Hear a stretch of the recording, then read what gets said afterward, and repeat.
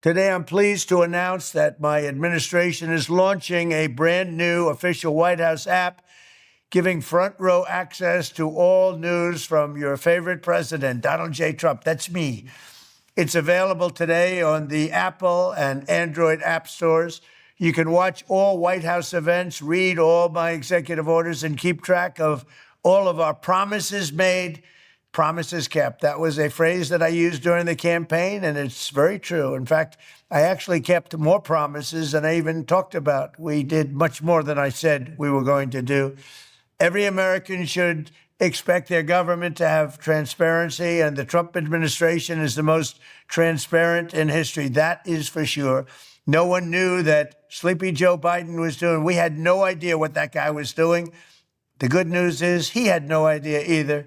But my administration is inviting all Americans to join us on this mission to make America great again. I believe it has to be the most important, powerful phrase in the history of politics. Make America great again. And we have made America great again. Now we want to keep it great. So download the new White House app today. Thank you very much. You have done a great job. We appreciate it. Thank you. All right, so welcome to a Monday afternoon edition of the show. Let me just make sure my volume is up and everything else is working. Didn't plan on going live because, as you guys know, the grandkids and Ashley are in town. So we were going to forego the show and basically just wait until Friday or Saturday to begin. But she's doing a press conference, so I had to hustle my butt over here to the studio. So President Trump is he released that video talking about the new app that the White House is putting out. In addition to that, he was up early this morning dropping news, and I'm going to show that to you right now as long as everything's working. So the first thing he posted, actually, I want to go back to 10:29 last night.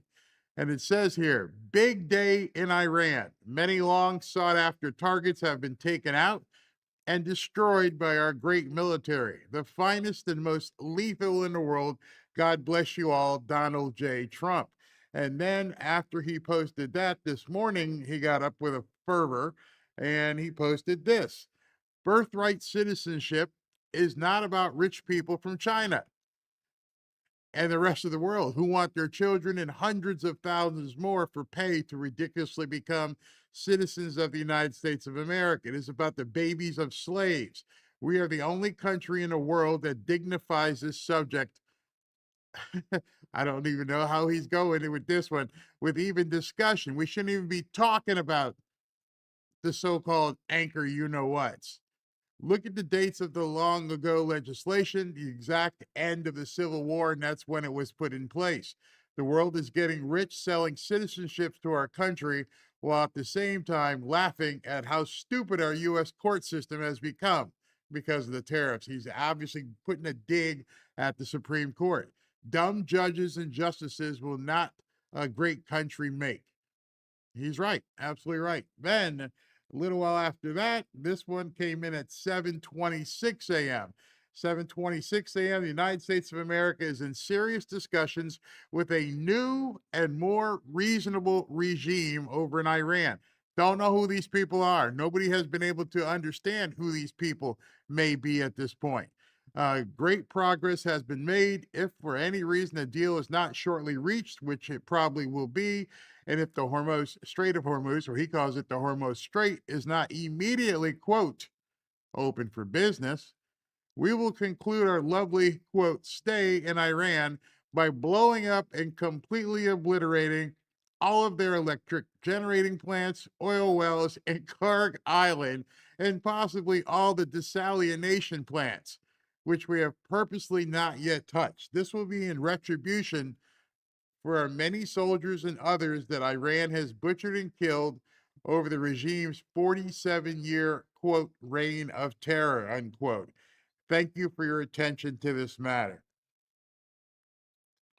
As you saw that, as you read that yourself, you have to now realize he's ready to blow Iran into smithereens. I'm sure the media is going to have a field day with it. I'm sure they're all going to lose their crap. Everything about what he just said. I'm ready to just destroy Iran. In fact, desalinization, which is basically how they are able to turn salt water into drinking water, that would mean devastation, not just for the terrorists, but it'd mean devastation for the entire country, if not the entire region. I mean, that is that a bridge too far? I don't know. Is he just threatening it and hoping they realize he's ready to go that far? But if he were to destroy their desalinization plants, whew, man, I can't even imagine how that is going to turn out. I can't even fathom how that would turn out. I just hope the world doesn't freak out because it sounds like he's at the end of his rope and he's ready to just lay waste to these people, which, might be what they need. I mean, I hate sounding like that. Many of you guys are probably thinking the same thing. That's a big deal. That is a very big deal. Desalinization means there's no drinking water.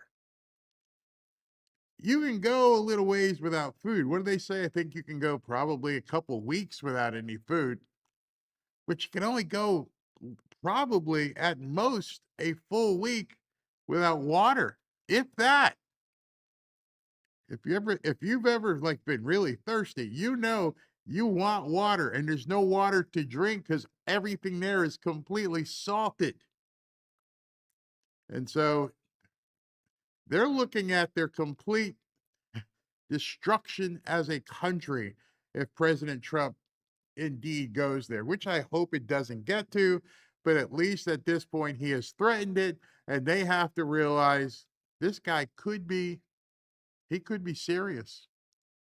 He could be looking to wipe us out. He is looking to do Hiroshima, Nagasaki, things we have never seen in years, decades. And these people here still think this guy doesn't have a plan. It's obvious he has a plan. They may not like the plan. The plan may be outrageous. The plan may be devastating. Oh, but he's got a plan. No, make no doubts about it. He definitely has a plan. So I'm pretty sure what we're going to hear at this 12:30 press conference, they're going to talk about Iran. They're going to talk about boots on the ground because he talked about doing something with Carg Island. You're going to hear all this come out more than likely. And then the question, if I was there, I would say, well, there's, a lot of talk about there being an attack with boots on the ground coming into Carg Island. If that is true, then how can he possibly be talking about blowing it to smithereens? So I'm very interested to hear what she says. She's supposed to do up at 1 o'clock, and we shall see what she says. SV can't make it here till 1:30, so I hope some of the mods can come in and take care of any trolls that come in. Real quick here, let me tell you about one of our partners, longtime partner, is Lear Capital. And if you guys have not been watching, you're seeing what's happening in these markets. As we get further into this, do you realize that they're saying that the Federal Reserve may actually raise interest rates? If you don't see the gross manipulation that's going on, you're not paying attention. If you bought some gold and silver, no, don't freak out. You can see what's happening. I've been telling you for quite some time. They are trying everything they can do to suppress the market and slow down President Trump. The days of excessive money printing, overvalued markets, and global unrest are finally catching up to the elite. Instead of pulling back, now is the time to do a deep dive. Do your own research. Keep your eyes open, understand what the trends look like, and get some information from my friends at Lear Capital. Experts are still predicting $6,000 gold and $150 to $200 silver. Everything you're seeing, all of it, is being driven by geopolitical uncertainty, even that crazy No Kings rally. It's BS. It was all an op. It's paid for. There's nothing organic about it. You're watching a grand scale movie, and it's all based on a perceived weakening US dollar. Is it time for you to buy some gold or silver? That's a decision only you and your husband or wife or your loved ones can make together. But if you call Lear Capital, they'll help you by getting the most accurate information you'll need to make an informed decision. Call the best in the business and a company that Rob and I personally trust and do business with. Call Lear Capital. It's a free call. There's no obligation to purchase, just education and information on protecting and growing your wealth with gold and silver. I'm sure there are many of you that haven't called yet and have had, alligator arms for whatever reason. They'll even help walk you through shifting some of your money sitting in a retirement account over to physical gold and silver. They'll help you. It's easy to do. I've been extremely satisfied personally with Lear's knowledge, service, prices, and I urge you to call today and learn more. 800-601-5430. 800-601-5430, or go to learberry.com to learn more. All right, so I am going to start the intro. I got something else to go into if she's not on time. Let's go. One man is being victimized by our own government. One man whom they fear, yet whom millions love. One man who is willing to take the poison arrows of lawfare. One man whose voice has been taken away by a corrupt judge operating in a corrupt system. One man who has been ridiculed and insulted. One man who refused to back down. One man who refused to back down. One man who refused to back down. One man who stands between us and them. One man that wants to see America protected again. One man who wants to see America prosper again. One man who understands that a man is a man and a woman is a woman. One man who understands and protects the blessing of life. One man who wants to restore American exceptionalism. One man who once again wants to make America that shining city on a hill for all to see. A place where all the people of the world glowingly set their eyes upon. America. One man who unashamedly wants to make America great again. That one man is Donald Trump.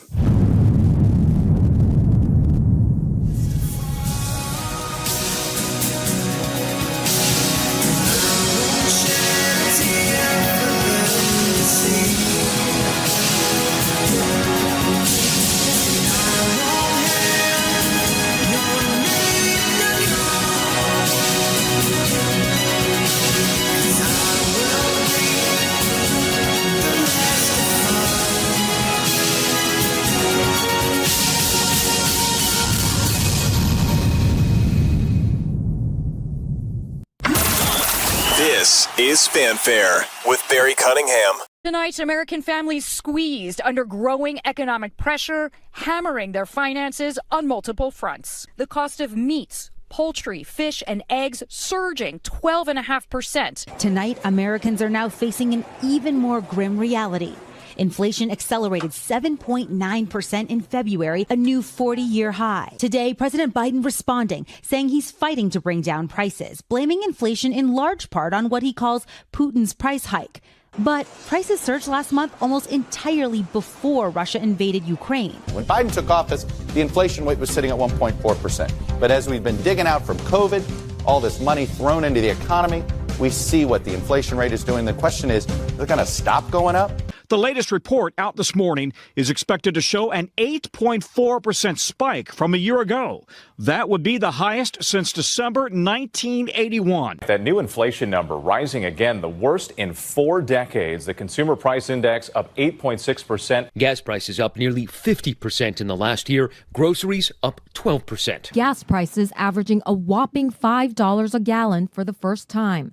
The U.S. stock market tumbling into. I have a plan to bring down the cost of gas and food. It's going to take time. Today's report shows inflation even worse than last month, now running at 8.6%, the fastest pace since 1981. Food up 10.1%, led by soaring egg prices as bird flu ravages chicken flock. Gasoline surging every day. $4.99, today's national average, but $6.42 a gallon in California. So did you remember that? I don't know. It seems like there's many people out there who don't seem to remember any of this stuff happening. This seems like it's such a distant memory for some of these people. You lived it. I lived it. But the media and the Democrats seem to act like, no, everything was fine before. It's not true. As I've said many a times talking to you guys, the only way this Democrat Party exists is by cheating and by gaslighting. And so their population and their voters are just mind-numbing zombies. I hope you've been watching the calendar up in the top left of that video. I got more to show you so you can see how they were tracking things and how the graph of inflation and everything was straight up. It sucked. But now Trump's been in office 1 year, not even close to those numbers, fighting the media, fighting the Democrats, fighting the people in the House and the Senate, fighting his own people, the Republicans. And people are like, oh, it sucks right now. Like, yo, you don't know what it sucked like. You don't remember. You know, I sit here, I'm watching my grandkids yesterday in the pool and having a great time. And I felt, you know, we just closed on this real estate deal. And I'm like, I have a heart full of love for this country. And a huge belly full of absolute fury at the economic wreckage that Biden and his administration left behind and now pretend like it never happened. And the shameless, ongoing propaganda machine the Democrats are still trying to run. They're still trying to do their gaslighting and propaganda campaign. And the media dutifully comes to these press conferences and plays along. They want you to forget whatever happened. The only way they exist is to erase history. They don't even want you to remember John F. Kennedy. Oh, wait a minute. What's this whole thing about ask not what your country can do for you, but what you can do for your country? Oh, sacrilege. It's all about what my country can do for me. No, you leeching idiots have turned everything on its head just so you can get a handout. I'm going to tell you something. If you think the left has any shame, any memory, any connection to reality, you need to watch the video. You need to maybe download this and watch it all over again. All they can say is that, you know, it didn't happen. It's a lie. But we have the video. This compilation takes us right back to all the pain we all experienced. You should never forget that you weren't allowed to go to church. You should never forget that you may have had a loved one in the hospital and all you could do is put a hand up to some plastic. You should never forget that somebody may have died. And you should also never forget that they somehow found a way to keep the liquor stores open. And then as your wallet's emptied, you should never forget what they did to your 401k, to your house value. Every one of you so-called boomer age conservative MAGA supporters, which I am, we remember it like it was yesterday. It didn't go away. It's right there. As we were going through this video, January 2022, people at the grocery store checkout looking shell-shocked because inflation was squeezing the families dry. March 2022. Walking down memory lane here, Joe Biden there standing with a straight face reading off a teleprompter about how jobs remain strong, while the numbers showed just the opposite. April 2022, NBC News flashing charts, inflation at 7.9%, highest in decades. June 2022, Groceries up 11.9%. Families spending $350 more a month just to eat. And now here, July 2022, CPI at 9.1%, the worst since Jimmy Carter. And it goes on. Here, let's watch some more. Number on inflation, worse than expected. The consumer price index, 9.1% higher than a year ago. The typical American household spent $493 more in June to buy the same goods and services than they did a year ago. The bottom line is jobs are up, wages are up, people are back to work, and we're seeing some signs that inflation may be, I'm not overpromising, may be beginning to ease. Well, first of all, let's put this in perspective. Inflation rate month to month was just an inch. No, it wasn't, Joe. Excuse me. It wasn't up just an inch, Joe. It was up a mile. September 2022, Biden mumbling through yet another press conference. February 2023, which you'll see him at the podium declaring the Biden economic plan is working. And then May of 2024, Biden on CNN with Aaron Burnett, who's still on the air gaslighting, still trying to sell the same fairy tale BS. This isn't ancient history. This isn't something that you guys should allow to be forgotten. With all the psyops happening on X and Facebook and everything else, this video would just show you. You remember this, guys? Oh, no.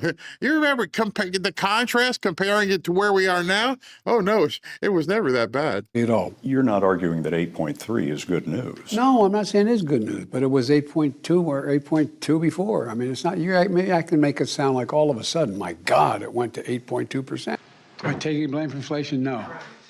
Why not? Because it was already there when I got here, man. Remember what the economy was like when I got here? See? That's when he was in office. Look at 2023. They just showed you at the beginning of the video how it went straight up. Everything they do is it didn't happen. It was like that when I got here. No, it wasn't. Even ABC and NBC were showing the chart showing you screwed it up. Oh, it was just when I got here. But they don't push it. The Biden-Harris disaster was lived in living color. The one the Democrats and their lapdog media, including Fox News, are now desperately trying to memory hole. Gavin Newsom, slick-haired Willie, salesperson, governor of the People's Republic of California, he posted something saying, this aged well, probably some cherry-picked clip trying to claim Bidenomics was a triumph.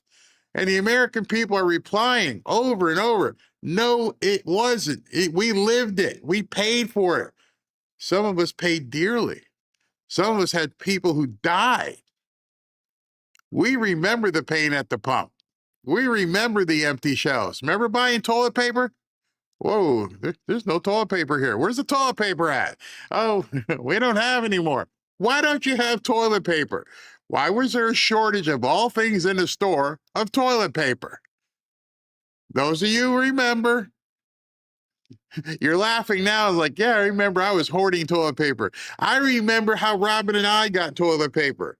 I was working for the advertising agency, and I was like, how are you guys? Oh, you order from a corporate account, not a store. And I started ordering those giant rolls that you see in those dispensers inside of office buildings. And that's how we were able to have toilet paper for days. I still have those giant rolls.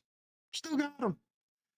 You remember your retirement account getting hammered? The truth bomb that these people can't get away from is now dropping on their house of cards if you guys talk about it. It'll detonate all over their campaigns. I put up a tweet this morning and I said something to the effect, I wonder if everything we're seeing right now with the rhinos and the dark dooming black pillars, I wonder if this is all a psyop, so that when the inevitable win does come, it sparks riots. Because the polls are crazy. We all live our lives. We know how things are.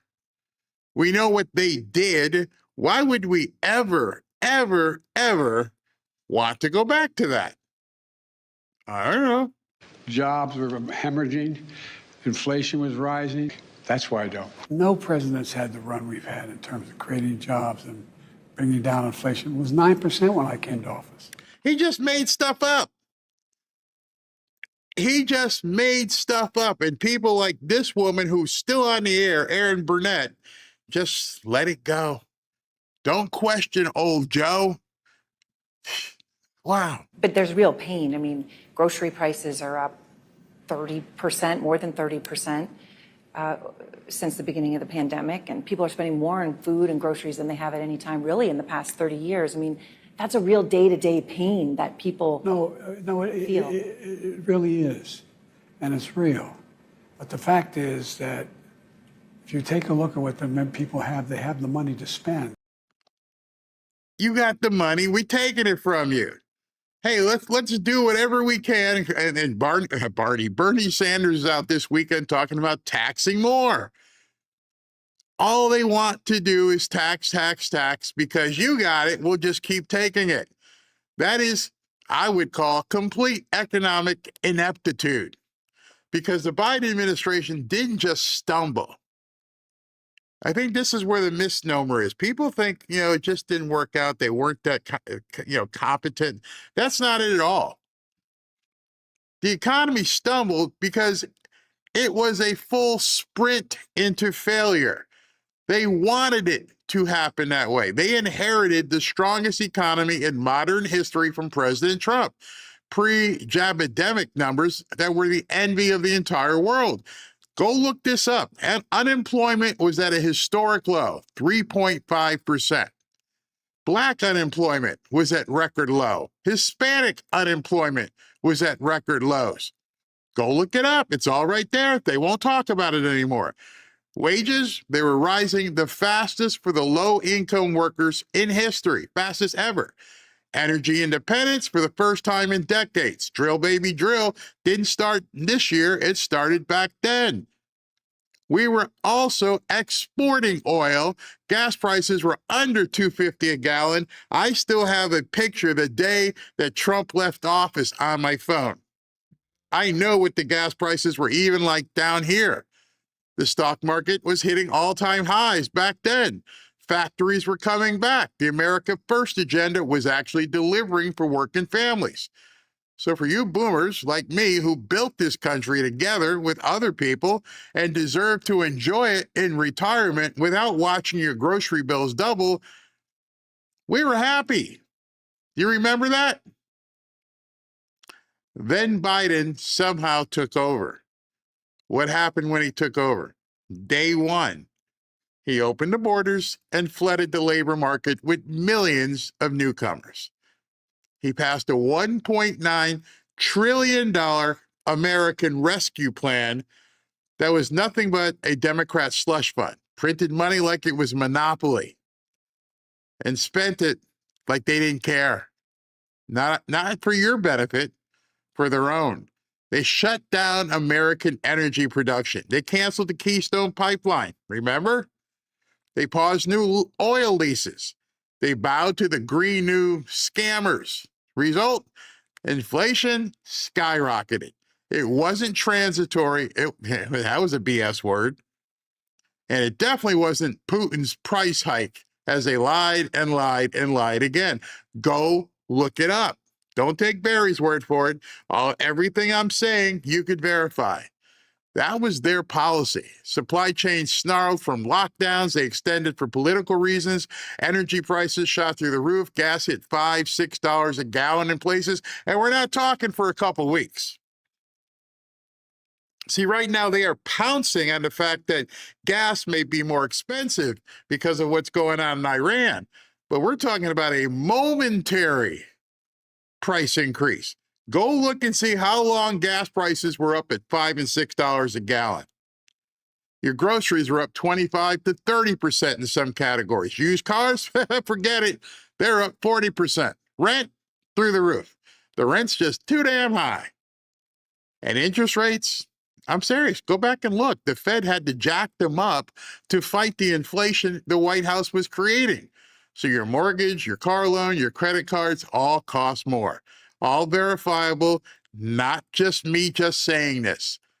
I'm just reminding you of the life we had and then how Biden ruined it and then how they're playing right now like, this is Trump's fault.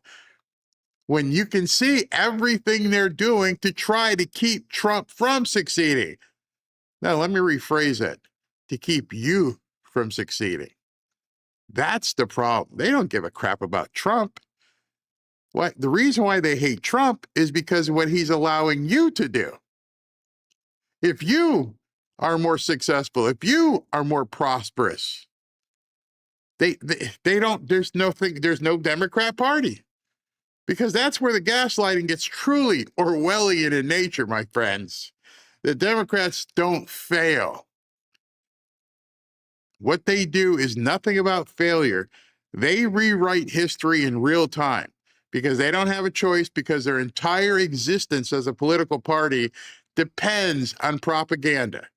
They can't run on their record. They can't point to results. So they flood the airwaves. The media just loves it because they get paid for it. Now they've got social media bots with the same script over and over and over. Trump's horrible. Everything was good before. Can't believe how things would be if Kamala was president.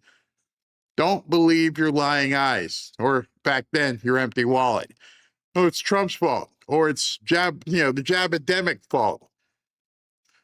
Whatever buzzword or focus group tested phrase they're using now, they count on low information voters, the ones who get all their news from MSN, whatever it is now, TikTok. They count on that to have the memory of a goldfish. 4 years. 4 years. Go back and look it up. If you ever get to a point where you're like, what was it like? If you don't remember, go look it up. Orange Man bad. That's all you need to know. You lived through Carter's insanity in the 70s with gas lines and double-digit inflation, interest rates at 20%. You saw Reagan come in and fix it all with supply-side economics. You watched Clinton triangulate because the country demanded it. You cheered when Trump delivered the pre-jabademic boom. Things were starting to really take off. And then somebody introduced some sort of foreign thing and made us shut down not just the country, but basically the world's economy. The desperation was so bad, they felt they had a need to shut down the entire world economy because somebody might be getting too popular. Let that sink in. He was so much of a threat. MAGA was so much of a threat, they had to shut down the entire world, not just the United States. They're hoping you don't remember where this thing came from. It came from China, as President Trump said. And then they were able to finagle something, and Biden's all of a sudden president, and that's when the suffering really set in. It was one thing to, have to run around and get shots and everything, but then you got to go through 4 years of that crap. You saw your 401k take a hit. You saw your grandkids' first apartment cost more than your first house. You saw the most diverse administration in history, as if that matters this much.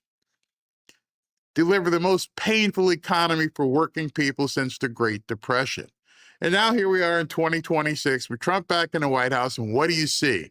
The contrast, if you actually look, is night and day. Trump's economy, the real one, the one that's roaring back right now, without there being, a foreign disease introduced, is delivering exactly what he promised. So what do they do now? They shut down TSA, and they're causing all these lines. And I want to tell you something about these lines that you're seeing. Notice what airports they keep showing. Houston, constantly. Philadelphia, constantly. Atlanta, constantly. They're seeking out the shitty airports. I just told you a little while ago, Ashley and the kids are down here for spring break.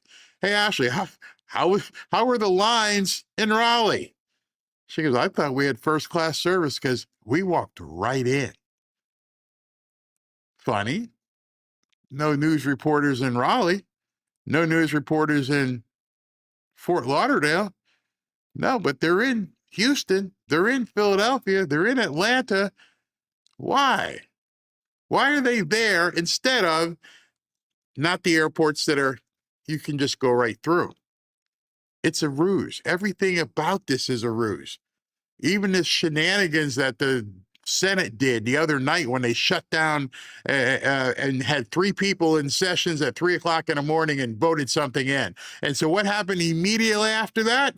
Every Democrat is out there telling you it was a 100% vote. Everybody, you weren't even there. It was a fake vote. Wow. The border is secure. Wages aren't being suppressed. Energy dominance is being restored. We're drilling. Pipelines are opening. American oil, we are a net exporter, meaning we export more than we take in. Inflation is tamed back down towards 2%. Stock market at record highs all over again. Unemployment dropping. Black and Hispanic workers seeing the biggest gains. $260,000 a year for electricians to work on data centers, factories being built and opened, all because Donald Trump is in office. The red states are booming, blue state holdouts are bleeding. Mondami can't even figure out how to do anything out there without stealing money. And they expect you that this is bad. You're looking at leadership the way it's supposed to be. That's what America First delivers. The Democrats, they're still peddling the same tired lies. They try to trot out the same clips, the same talking points, hoping you'll forget the video evidence staring you right in the face. You can go look up all this information. They hope you'll forget that Biden bragged about build back better, whatever the hell that meant, while your grocery bill built back worse. They hope you'll forget that Kamala Harris was the border czar who never went to the border. Meanwhile, it was wide open. And fentanyl killed 100,000 plus Americans per year. They hope you forget that every single promise, no one making under $400,000 will pay more in taxes. How'd that work out? Inflation will be transitory. Oh, that was a good one.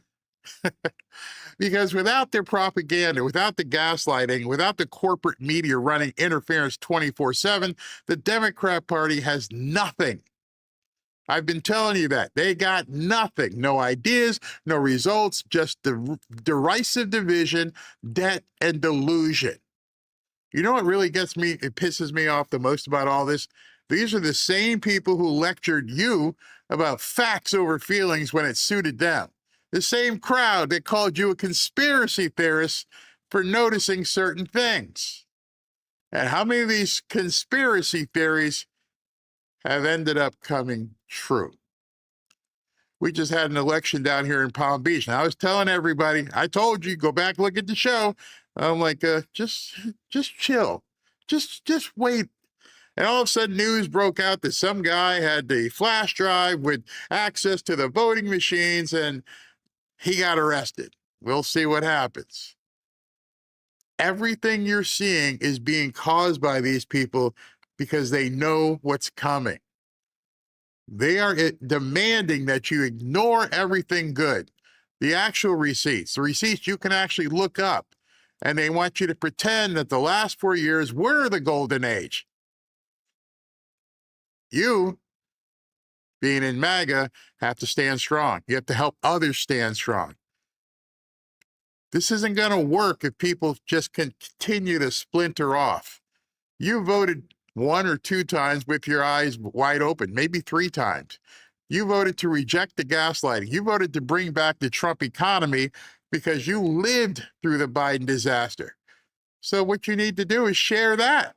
Share that fact. Post that on your Facebook page. Post that in your email chains, your church groups. Remind your friends and your enemies and your family, maybe one and the same, your neighbors, who might still be stuck in the blue state bubble. They can pretend all they want, but we have the receipts. We are armed with the weapons we need to win. We've got video. We've got news clippings. We've got life. You don't even have to look anything up. Just go through the things that you endured. Remind them what real economic leadership looks like. Remind them that America doesn't have to be a place where the government spends you into poverty and then tells you you need to be grateful for it. Remember to tell them that you want a country where you're not asking the government to do something for you. I showed you that tweet last week where the guy was like, oh, Trump doesn't care about you. I'm like, dude, see, that's your problem. You want someone to embrace you and hold you and nipple feed you. I don't need that. I just need government to get out of the way. Let me do business. Let me figure out things on my own. I'll take responsibility and I will prosper. See, every time they get involved in something, they screw it up on purpose. And that's what you have to remember. They're doing it on purpose. It's not a mistake. It's never been a mistake. They believe them when they tell you who they are. They want high taxes. They want to bring in these newcomers. They don't care about America, and they definitely don't want you prosperous.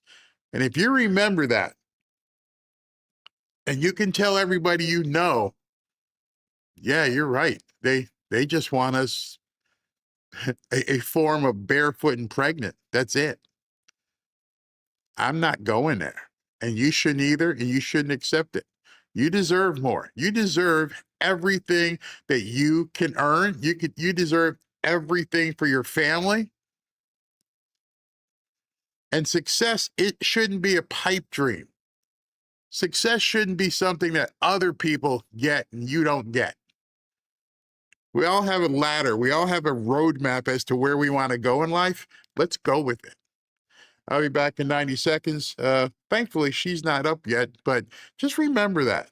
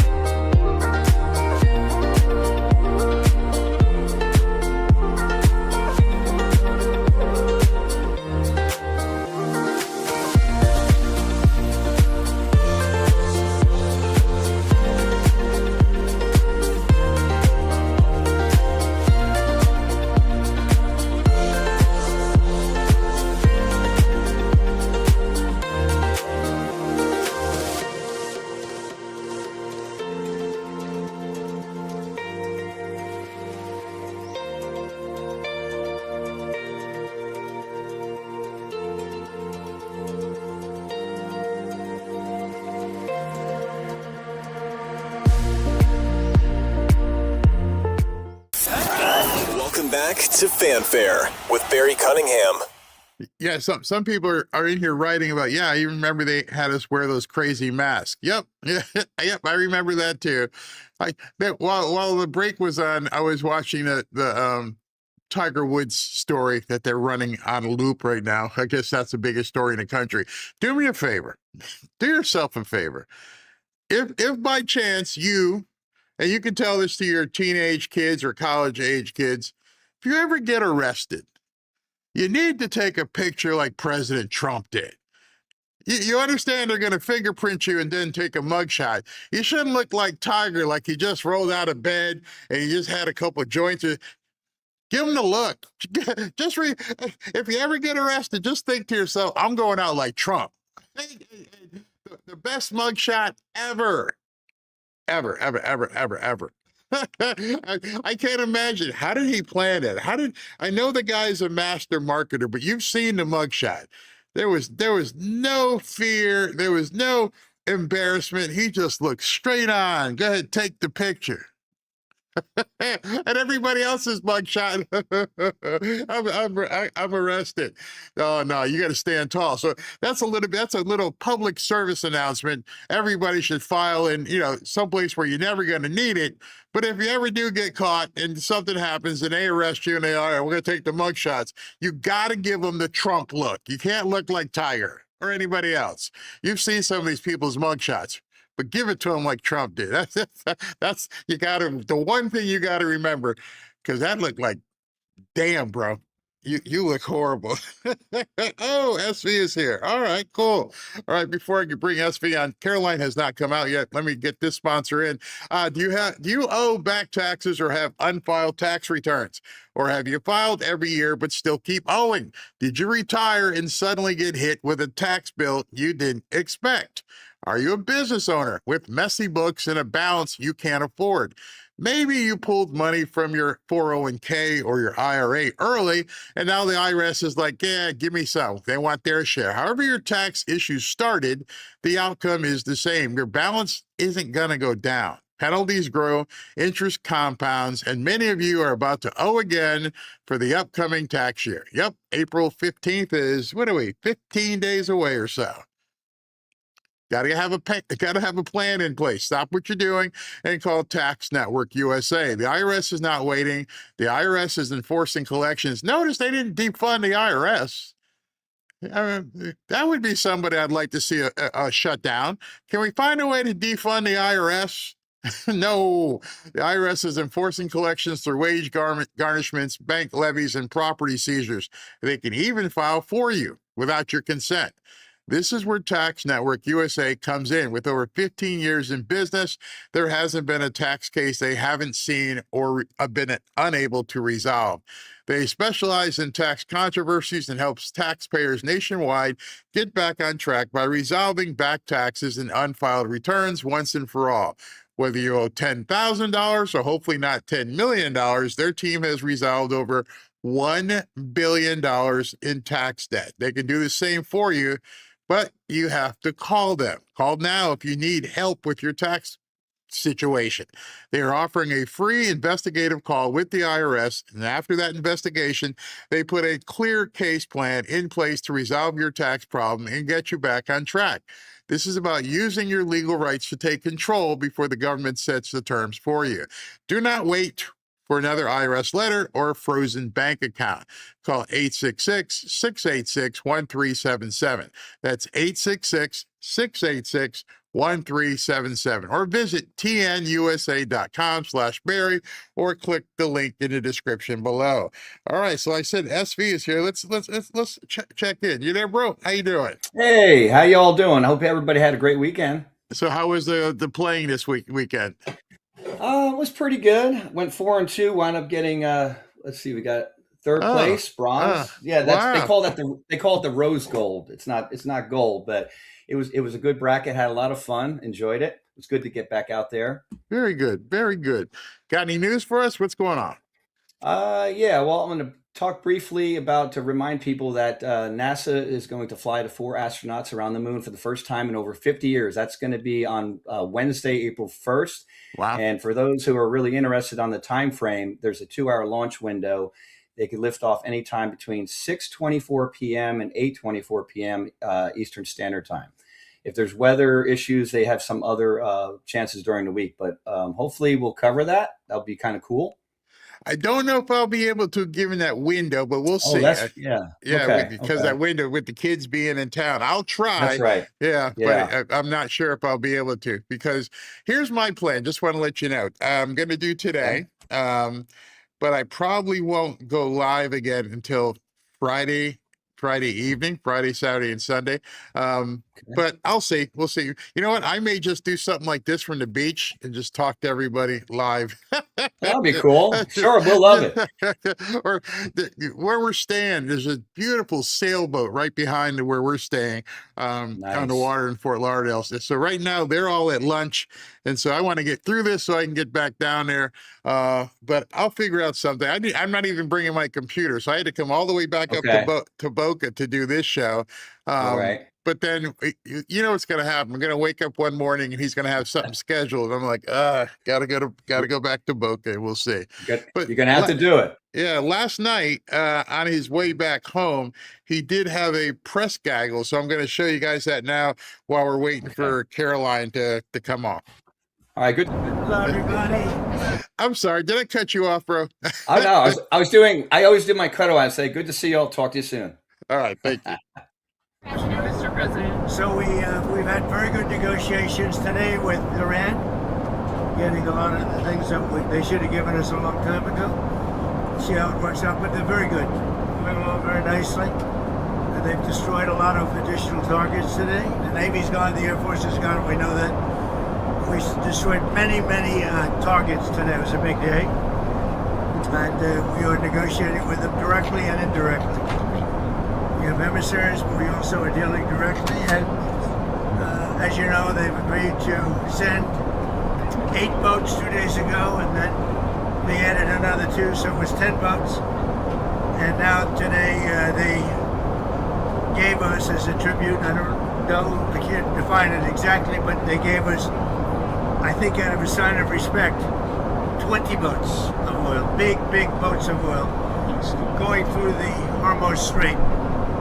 And that's taking place starting tomorrow morning. Over the next couple of days, a lot of boats.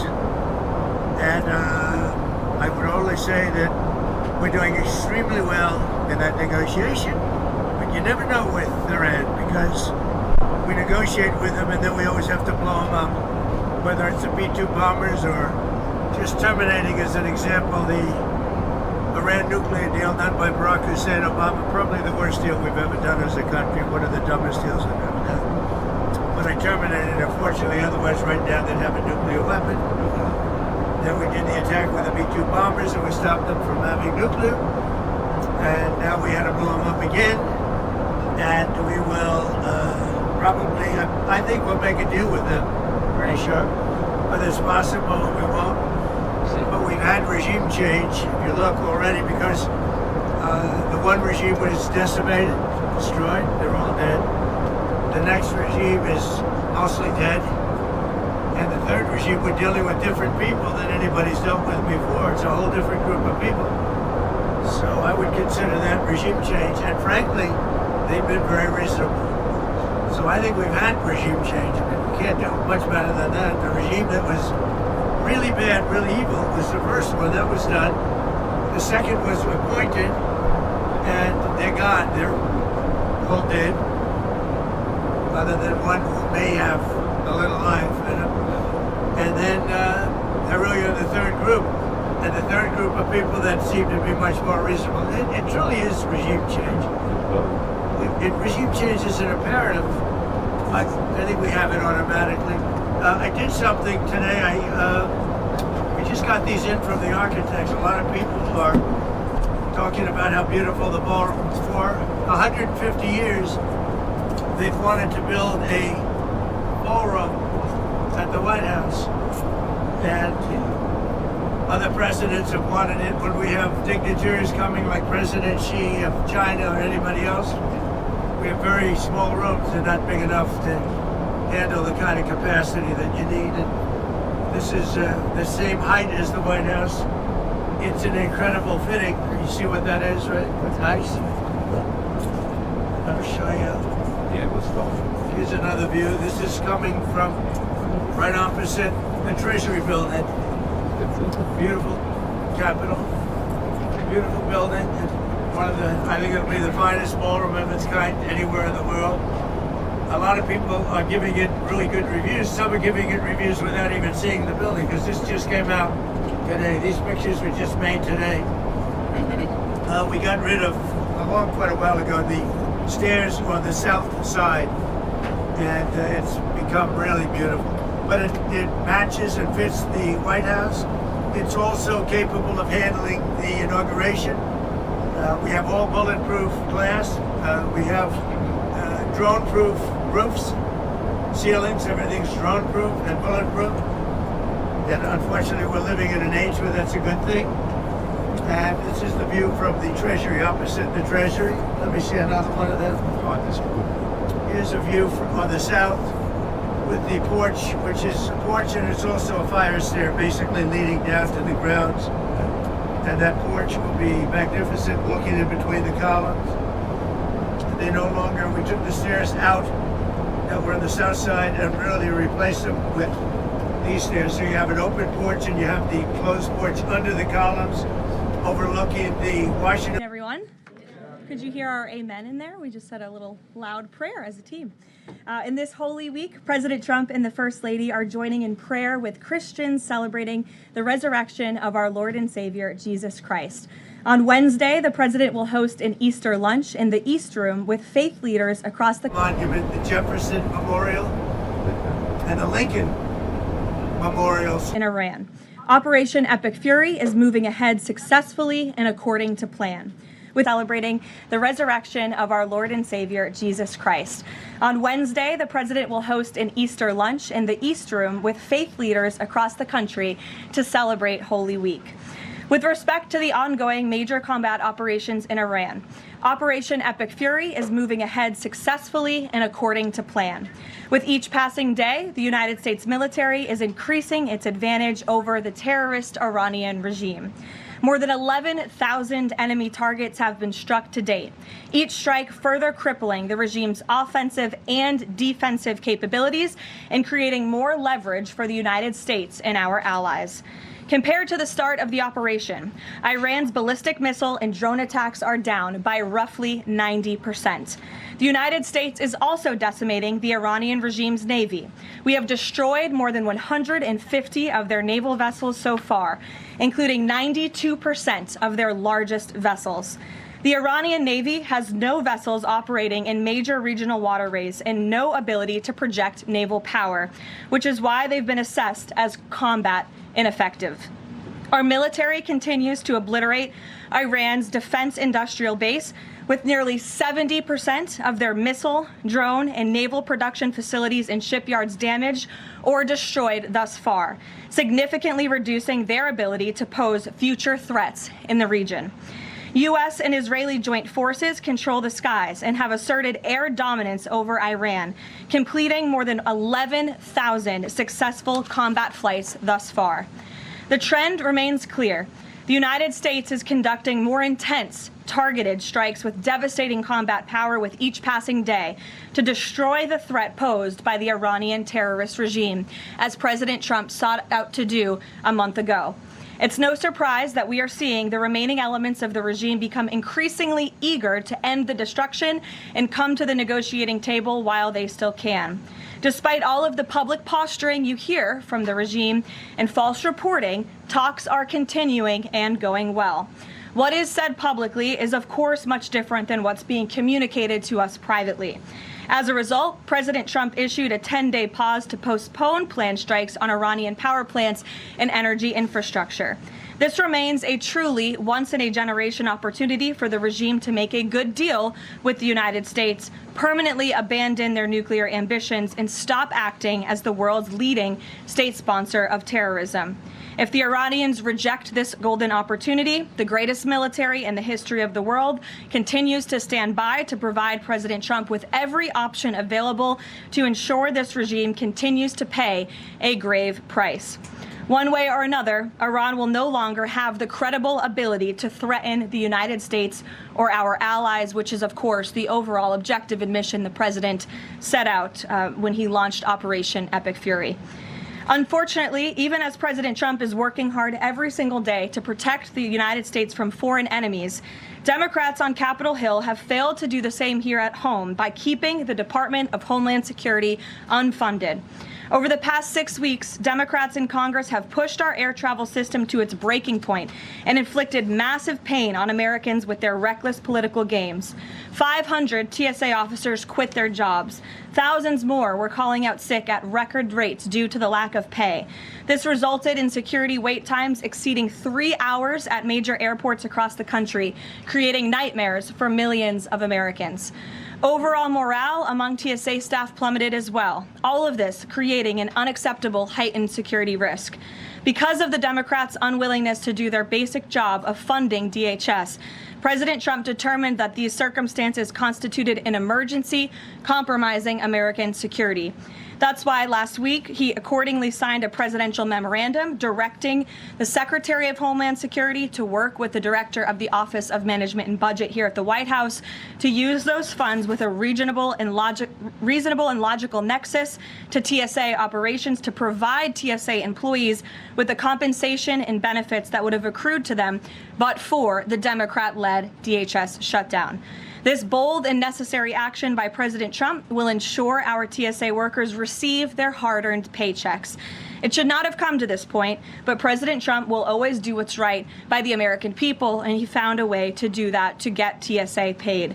Ensuring that these federal workers who perform critical public safety responsibilities can feed their families, pay their rent, and show up to work is something the president was honored to do. But this moment should be an eye-opening one for the American people. Let's be clear about what is happening.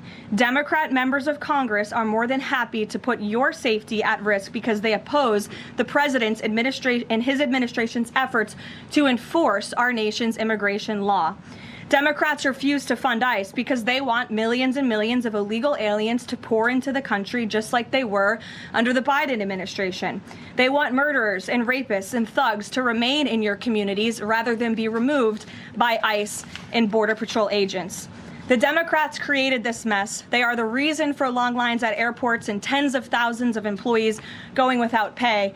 Once again, President Trump is cleaning up their mess because he cares more about the American people than destructive, petty, partisan politics.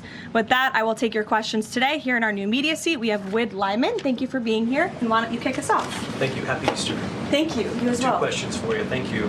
There are some concerns the administration is starting to change its position on deportations, border enforcement, possibly asylum policies. What would you say to Americans that are somewhat concerned that the shift has happened? Sure.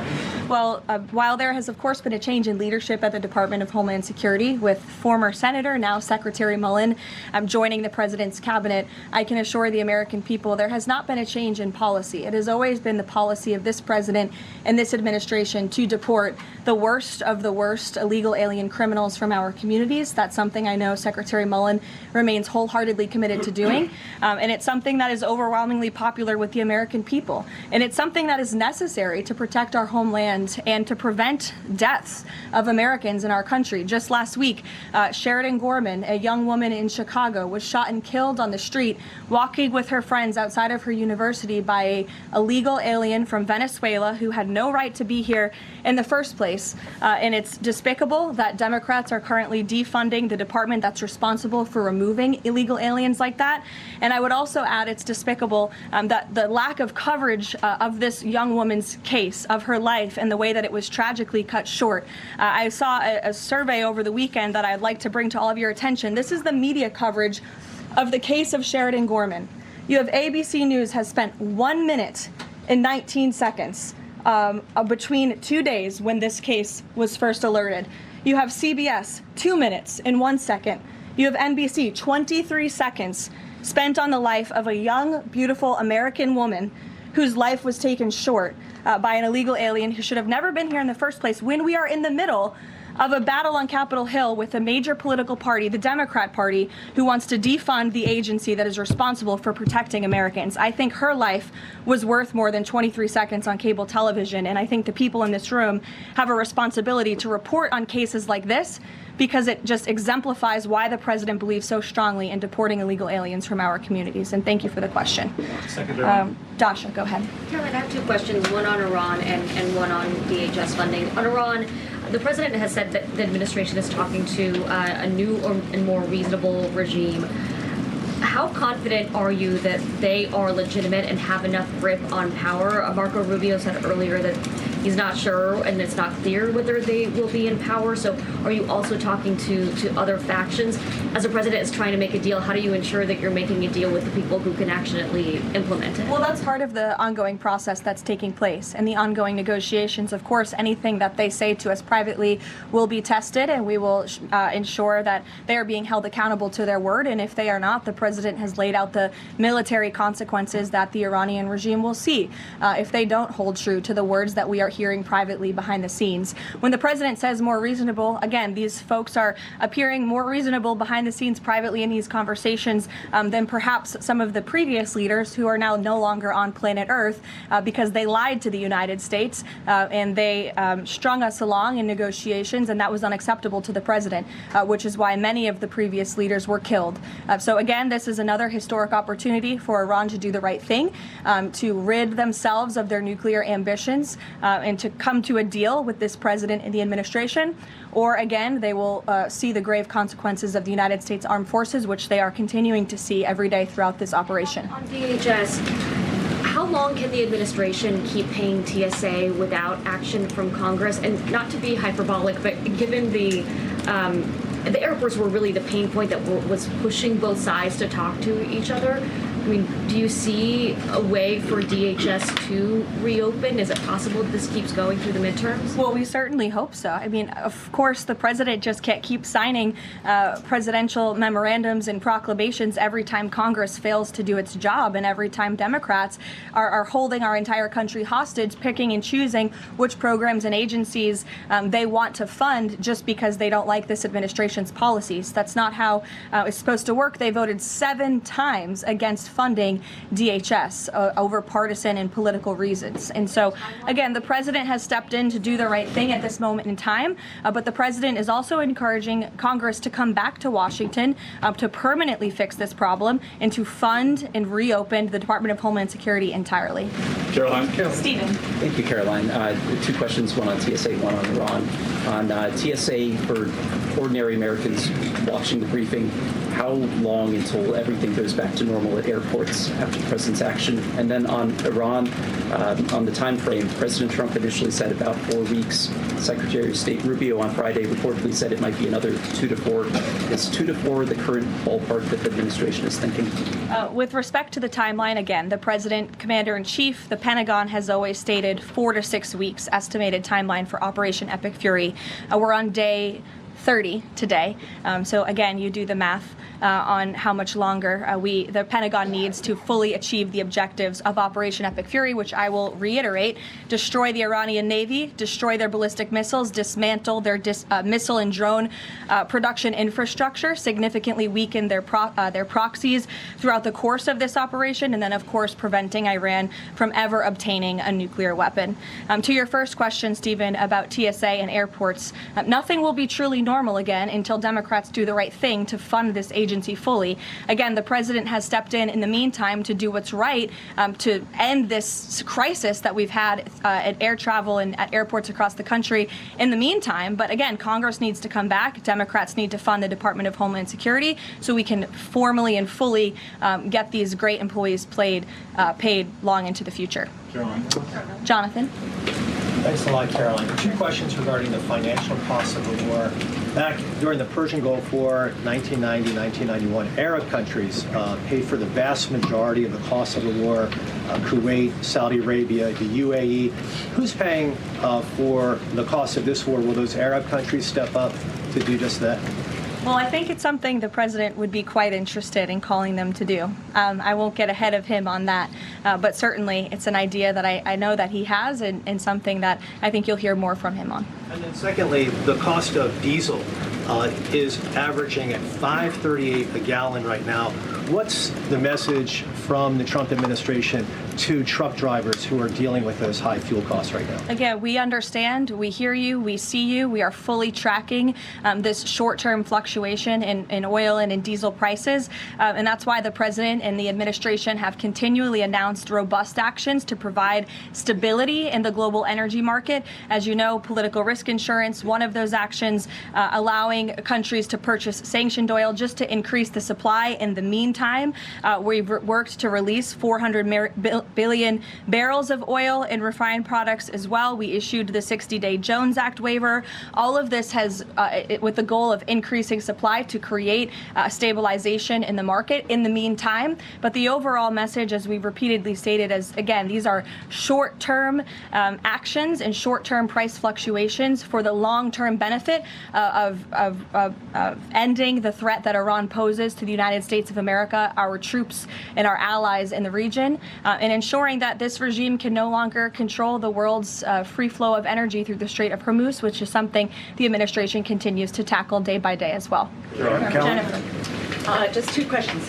Which Jennifer? I'll go to both of them. Go ahead. So two questions, one on China and one on Iran. On China, ahead of the president's trip to Beijing, will there be a working level meeting with Secretary Bessent, Jameson Greer, et cetera, and when will that be? I do expect cabinet officials to travel to China ahead of time. I don't have a readout on their schedules for you, but this is something we typically do with international travel, as you know. So I'll talk to the Treasury Department and the cabinet myself, and we'll get you that answer. But we do expect them to move ahead of time. Okay, and thank you. And on Iran, if Iran is kind of cherry picking what tankers get to go through the Strait now and contemplating big tolls on those tankers, is that consistent, or how is that consistent really with the president's message about really wanting the Strait to be fully open?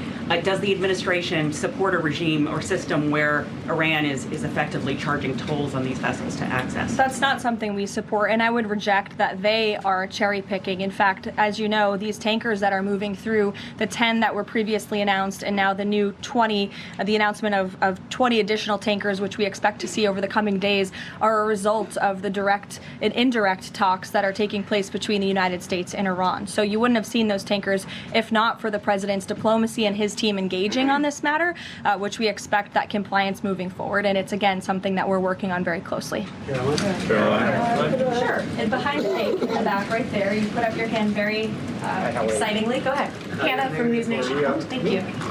Thanks for taking my question. I have two for you real quick.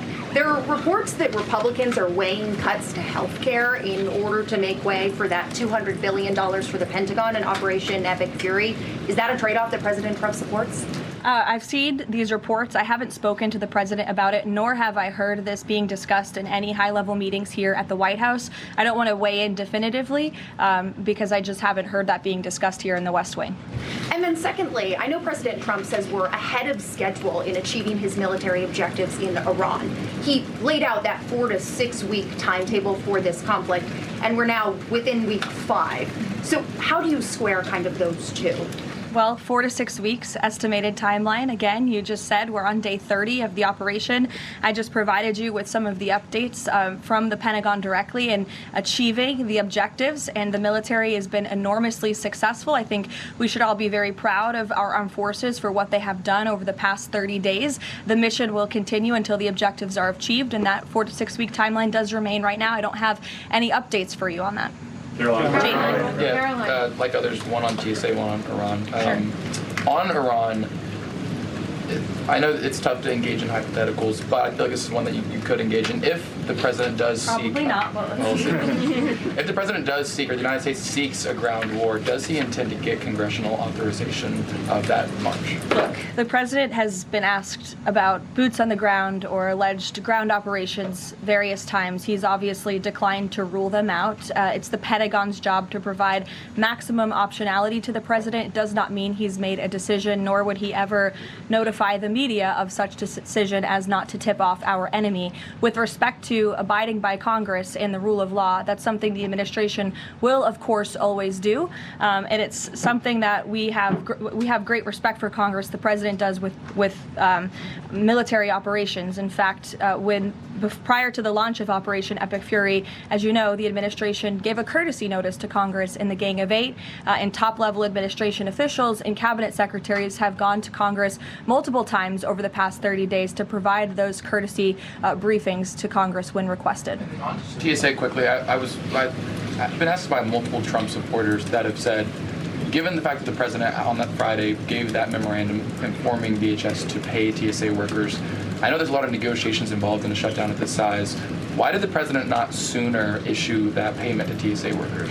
Well, it's because of the Democrats voting 7 times against reopening the Department of Homeland Security that we came to a place of an existential crisis. I mean, you saw the lines at various major airports across the country, American travelers really paying the price for Democrats' partisan games. And so the president worked with his legal team here at the White House and the Office of Management and Budget to find a solution to take care of the emergency that we were seeing in air travel across the country. And it's because of the president that TSA agents are being paid. But again, he's calling on Congress to do the right thing, to come back to Washington and to fund and reopen the Department of Homeland Security fully.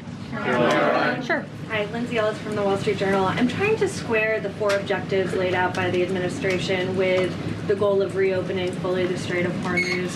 Would President Trump declare victory and wind down military operations if the 4 objectives are met, but still passage remains quite slow through the strait? Look, as I've said repeatedly and as the president has laid out, the objectives of Operation Epic Fury are as follows: destroying the Iranian Navy, destroying their ballistic missiles, dismantling their defense industrial infrastructure that produces those weapons that have long threatened the United States and our allies, and then, of course, preventing Iran from ever obtaining a nuclear weapon. The full reopening of the strait is something the administration is working towards, but the core objectives of the operation have been clearly defined for the American people by the Commander-in-Chief.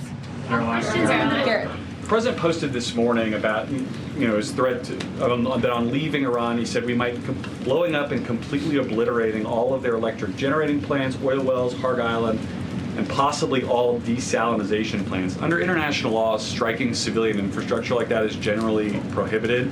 Why is the president threatening what would amount to potentially a war crime with the U.S. military? And how do you square that with the administration repeatedly saying that the U.S. does not target civilians? Look, the president has made it quite clear to the Iranian regime at this moment in time, as evidenced by the statement that you just read, that their best move is to make a deal, or else the United States Armed Forces has capabilities beyond their wildest imagination, and the president is not afraid to use them. That's not what I said, Garrett, and you're saying the word potential for a reason, because I'm sure some experts are telling you that in your ear to try to ask me that question. Of course, this administration and the United States Armed Forces will always act within the confines of the law. But with respect to achieving the full objectives of Operation Epic Fury, President Trump is going to move forward unabated, and he expects the Iranian regime to make a deal with the administration. To that end, which of those objectives would destroying a desalinization plant most help? Haley, go ahead. Thanks, Caroline. I want to follow up on Iran. When you're describing that the Iranians you're in contact with are being more reasonable this time around in discussions, what specifically are you hearing that is leading you to that conclusion, and how are you defining what's reasonable versus unreasonable in that regard? I'm not going to detail the private and sensitive conversations that are taking place between the United States and Iran right now. But generally speaking? Generally speaking, the president gave you the answer. What we're hearing from them is more reasonable. They have agreed to some of the points the United States laid out, as the president said last night aboard Air Force One. But again, as for the specifics, as these negotiations are ongoing, we're not going to broadcast them to the world unless the president chooses to do so, which he has the full right to do as the leader of the free world. On Cuba, the president threatened to tariff any country that would send oil to Cuba, but now the U.S. is letting this Russian tanker to Cuba. Is this a policy change, or is he willing to let more tankers into Cuba now? This is not a policy change. There has not been a formal change in sanction policy. As the president said last night, we allowed this ship to reach Cuba in order to provide humanitarian needs to the Cuban people. These decisions are being made on a case-by-case basis. And as the administration has said, Cuba's non-functional economy cannot be fixed unless they undergo dramatic political and leadership change. But there has been no formal change with respect to sanction policy. So you could expect more tankers to go to Cuba? Again, these decisions are being made on a case-by-case basis right now. Thanks, Caroline. You addressed this a little bit in the opening, but just to follow up, because Americans are sort of seeing these conflicting messages between the United States and Iran. I know the president insists that negotiations are underway. As you just mentioned, he's also said that Iran has agreed to most of the 15 points. We just heard from Iran again. They're saying no negotiations are taking place. They're calling the proposal excessive, unrealistic. So how do you square that? How do you explain that discrepancy between the two? I think the American people are smart enough not to take the word of a terrorist regime that has chanted death to America for 47 years at their word. And I hope the journalists in this room are wise enough not to take an Iranian regime that has repeatedly lied about our country, about our values, about everyone in this room, frankly, for nearly 5 decades. So I think the American public are smart enough to understand that. And just to follow up on the objectives, you've laid them out, but I know the president has set a deadline for April 6th in just 1 week. What does the president need to see to not move forward with those strikes by April 6th? Well, I think he said it in his Truth Social post this morning. He wants to see a deal over the next 10 days. That timeline is waning, several days left, and we'll see. I won't get ahead of it. We'll see what happens in the end of the 10-day period. Caroline, thank you. One on Iran, one on the shutdown. The president continues to say the U.S. is in conversations with a more reasonable regime, But there are now hundreds of U.S. Special Operations Forces, including Navy SEALs and Army Rangers in the Middle East, as well as thousands of other troops already deployed. So is he trying to end or intensify the conflict? The president is focused on achieving the objectives of Operation Epic Fury. With respect to forces that are on the ground in the Middle East, it's the job of the Pentagon to create maximum optionality for the commander-in-chief. It does not mean the president has made any additional decisions. Again, he remains focused on ensuring that the Pentagon continues to achieve the objectives of the operation that was launched 30 days ago, and we're well on our way to doing that. So if an American sit at home hearing him say, I want to talk, but I keep seeing them send troops to that region, what are they to make of what's going on? There's two tracks here. The president has always said that diplomacy is his number one option and priority. Again, he tried earnestly, in good faith, to engage in diplomacy with the Iranian regime prior to this operation being launched in the first place.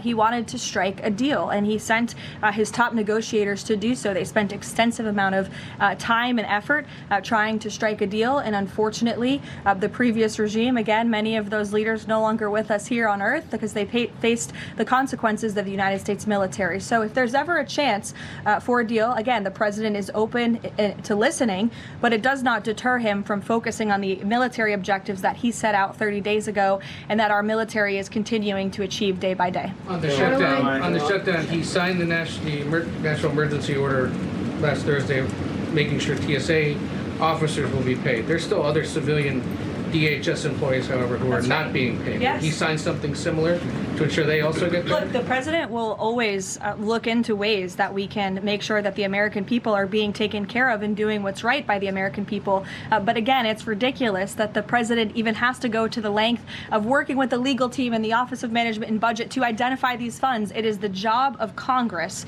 to fund these agencies. And Democrats in Congress have voted 7 times against funding the Department of Homeland Security. Congress should come back and they should get it done. The president, again, made the decision to prevent this existential crisis we were seeing at our nation's airports across the country that was only going to get worse. And that's why he wants Congress to do his job. Thank you, Caroline. Since you mentioned... I'll go to you as well. Since you mentioned Easter and prayers, I wanted to ask you about something the Pope said yesterday. So Pope Leo said yesterday, and I quote him, God does not listen to the prayer of those who wage war. Can you comment on that? I think our nation was a nation founded 250 years ago almost on Judeo-Christian values, and we've seen presidents, we've seen the leaders of the Department of War, and we've seen our troops go to prayer during the most turbulent times in our nation's history. And I don't think there's anything wrong with our military leaders or with the president calling on the American people to pray for our service members and those who are serving our country overseas. In fact, I think it's a very noble thing to do. And if you talk to many service members, they will tell you they appreciate the prayers and support from the Commander-in-Chief and from his cabinet. Caroline, thank you. President Trump told the New York Post that a response is coming shortly to Tehran attacking Israel's largest oil refinery. Is there a timeline on that? Is that tied to the success or not of the negotiations? I don't have any updates for you on the president's comments. Does consider the IRGC in control of Iran? Well, look, as Secretary Rubio said today, the leadership is very fragmented. We have really neutered their intercommunication systems, and that's part of this process of diplomacy to continue figuring out exactly who's in charge. I know they appointed a new Ayatollah, haven't seen or heard much from him, and so that's part of this diplomatic process that's underway right now. I'll take a few more. Solon. Thank you. You listed the described humanitarian reasons for allowing that oil tanker to reach Cuba. Just to clarify, why was the administration okay with Russia sending that oil to Cuba and not other nations? Look, again, this was a decision. It'll continue to be made on a case-by-case basis for humanitarian reasons or otherwise, but there's been no firm change in our sanctions policy. President Sheinbaum of Mexico also said that Mexico is exploring different ways to restart some of those shipments to Cuba. Is the administration okay with that at this time? Again, there's been no change in our sanction policy. We still reserve the right to seize vessels if it's legally applicable that are headed towards Cuba and that violate the United States sanction policy. But of course, the president and the administration also reserve the right to waive those seizures on a case-by-case basis. And to clarify, just any more Russian oil tankers going to be allowed to reach Cuba at this time? I know you say case-by-case, but for the case of Russia, is it pretty much green light right now? No, that's not what I said. It's a case-by-case basis. Sure, Jeff, go ahead. Switching topics, the president has always attended CPAC. He did not this year. Why did he not attend, and does he believe CPAC is becoming less relevant? No, I don't think he believes that at all. In fact, he loves CPAC and has a very good relationship with the great people who run it, Mercedes and Matt Schlapp. It was just simply for scheduling purposes this year, with it being in Texas. It was best for the president's schedule and what he has on his plate right now not to go. Michael. Thank you, Caroline. If and when a deal is finalized with Iran, how does the U.S. provide protection to who it's negotiating with to ensure that they can carry out the president's peace plan? Again, that's something I'm sure our national security team is discussing. I don't have anything for you on that today. On the ballroom, can you tell us more about this massive military complex underneath the president's new ballroom? I cannot tell you more about that, actually, as a matter of fact. However, the military is making some upgrades to their facilities here at the White House, and I'm not privy to provide any more details on that at this time. Caroline, go ahead. Reagan. Thanks, Caroline. Question on the Middle East and then a question on Antifa. Netanyahu said Sunday that Cardinal Pizzaballa will be able to hold services for Palm Sunday in the Church of Holy Sepulchre after he was initially blocked by Israeli police. Did anyone from the administration or the president call over to Israeli officials to assist the cardinal in this? Yes, I did speak with Secretary Rubio this morning, and we did express our concerns with Israel with respect to these holy sites being shut down. We want worshipers to be able to access these holy sites. Of course, safety is a top priority, but we understand Israel is working on those security measures to reopen the sites throughout Holy Week, and that's something that we're appreciative of. Antifa. In Texas, 9 people have been convicted by a federal jury on domestic terrorist charges connected to Antifa. The White House has previously indicated that you guys are investigating Antifa, who's funding them, who's leading them. Can you provide an update on how that investigation is going, and do you think we're going to see more charges against people connected to Antifa? Well, I do know that there was an entire task force that was set up, an interagency task force to focus on the threat of Antifa, which, as you know, Reagan, this president declared a domestic terrorist organization, rightfully, and we will continue to look into it. I don't have any updates on those specific investigations, but I'd be happy to have my team get those over to you today, as this continues to be of the utmost importance to the president and his domestic policy agenda. Caroline, JJ.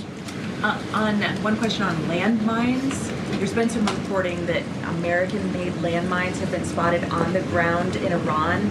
Did President Trump sign off on using U.S.-made landmines in Iran? I don't have any comment on that report today.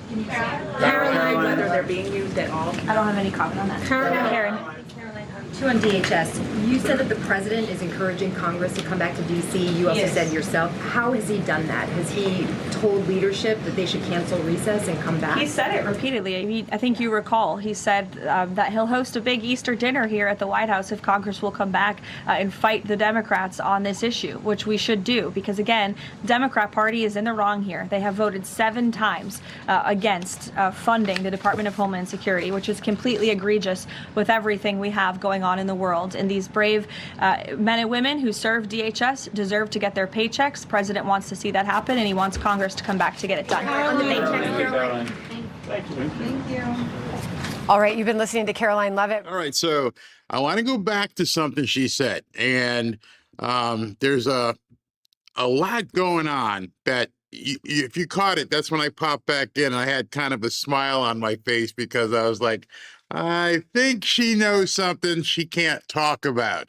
And that was about what she was talking about, getting built below the White House, inside the White House new ballroom. Something's going on there. Something is definitely going on there. We're going to talk about. I just want to take a couple of seconds with it because I think you're going to see a parallel with what I'm going to show you. But before I do that, let me get my sponsor message in here from Chapter, as we're getting close to, you know, the deadline here. See, Medicare is confusing. As someone who recently turned 65, well, a while ago, I can confirm it. Keeping track of enrollment periods, understanding all your options, and making sure you're on the right plan takes too much time and energy. And between Medicare scams, corrupt agents, and bloated insurance companies, it's easy to make mistakes that can cost you thousands. That's why I'm happy I went with Chapter. They're actually honest, and they're the only Medicare advisor that looks at every plan nationwide, helping people save an average of $1,100 a year. That's almost $100 a month. People are relieved when they talk to Chapter. They can't realize how easy it is.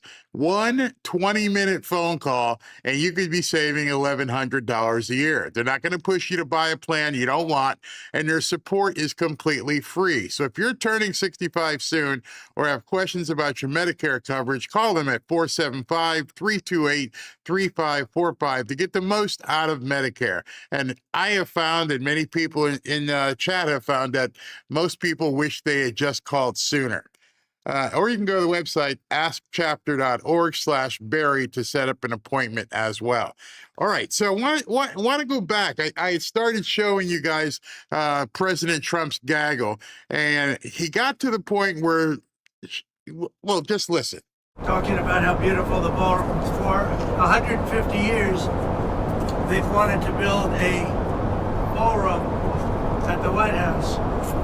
And other presidents have wanted it. When we have dignitaries coming like President Xi of China or anybody else, we have very small rooms. They're not big enough to handle the kind of capacity that you need. And this is the same height as the White House. It's an incredible fitting. You see what that is, right? It's nice. I'll show you. Yeah, what's going? Here's another view. This is coming from right opposite the Treasury building. Beautiful Capitol, beautiful building. One of the, I think it'll be the finest ballroom of its kind anywhere in the world. A lot of people are giving it really good reviews. Some are giving it reviews without even seeing the building, because this just came out today. These pictures were just made today. We got rid of, quite a while ago, the stairs on the south side, and it's become really beautiful. But it matches and fits the White House. It's also capable of handling the inauguration. We have all bulletproof glass. We have drone-proof roofs, ceilings, everything's drone-proof and bulletproof. Yeah. Okay, so I want to jump back in there. So he's talking about the security aspects of it. It's drone-proof, it's bulletproof. This is just a ballroom, right? Unfortunately, we're living in an age where that's a good thing. And this is the view from the Treasury, opposite the Treasury. Let me see another one of them. Here's a view on the south with the porch, which is a porch, and it's also a fire stair, basically leading down to the grounds. And that porch will be magnificent, looking in between the columns. And they no longer, we took the stairs out that were on the south side and really replaced them with these stairs. So you have an open porch and you have the closed porch under the columns, overlooking the Washington Monument, the Jefferson Memorial, and the Lincoln Memorial / Monument. So that's great. This is a view of the columns as they are going to be made. They're going to be hand carved and they're beautiful. Top of the line, there'll be Corinthian, which is considered the best, most beautiful by far. Okay? What's your timeline? That's it, timeline. So we're ahead of schedule and under budget. And all of this money, all of the money paid are paid by myself and donors. It's all donors. There's not one dime of government money going into the ballroom. Now the military is building a big complex under the ballroom, which The military is building a big complex under the ballroom. It is as I'm making this video, March 30th, 2026, and that's the first time anybody has heard about this. The military is building a complex below the ballroom. Has come out recently because of a stupid lawsuit that was filed. But the military is building a massive complex under the ballroom, and that's under construction, and we're doing very well. So we're ahead of schedule. That's part of it. And the ballroom essentially becomes a shed for what's being built under the military, including from drones and including from any other thing. The glass on the windows, you see the big windows, the glass is extremely thick. It's high-grade bulletproof glass, so all of the windows are bulletproof. I think the Times wrote, gee, some of the windows are fake. We have no fake windows. They talked about a stairway in the south. We don't have a stairway in the south. That was replaced a long time ago.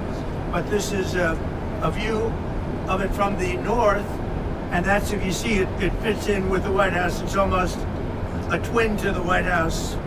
It's something we just wanted to pay tribute to the White House.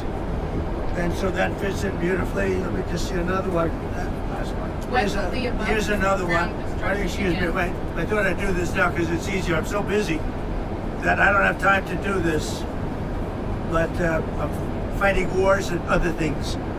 But this is very important because this is going to be with us for a long time, and it's going to be, I think it'll be the greatest ballroom anywhere in the world. It's its highest level. Same height, exact height of, not higher, same height as the White House, exactly the same height. And if you look, you have the White House over here, you have this, and that's a duplicate of the wall, so it pays total homage to the White House, which is, I think, very important. Sir, is the president deal in Iran this upcoming week? Say it? Sir, could you foresee a deal in Iran this upcoming week? I do see a deal. All right, so he just told these reporters to their faces, we decided we're going to build some something underneath this thing, and then it's a military complex, and the whole thing's a fortress. It's drone proof. It's bulletproof. Hey, you can see what's going on with Iran, and nobody had any questions about that. Did you hear what he just said? And then you back up and you hear what Karoline just said. Hey, what about this thing we hear underneath the White House? You go, I can't talk about it. Oh, you can't talk about this facility under the White House that you're building. What the hell is this? And at this point, the rumors are flying. I saw this post and SV sent it to me as well. I want you to read this because this is what I think a lot of people are thinking at this point.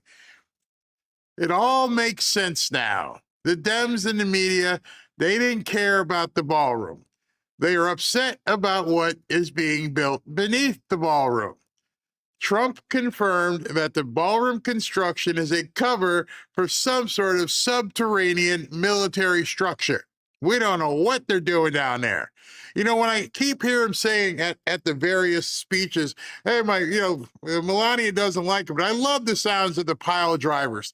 And I'm thinking, having built some stuff and been on construction sites, what in the hell are you needing pile drivers for? You're talking a ballroom, where people dance and eat. What are you, if you ever seen a pile driver work, what are you sinking way into the ground?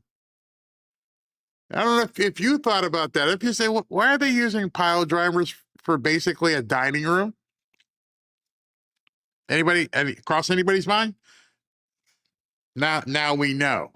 Either something nefarious was already there and the military found it, or the military is now creating something more secure that clearly the deep state is not happy about. The outrage over the White House ballroom construction was never about preserving history, as far as this guy's concerned, nor was it about taxpayer money or any other BS reasons the Dems have been spewing. This is about trying to stop a military operation. Hence, that's why the Democrats have been squealing so much about it.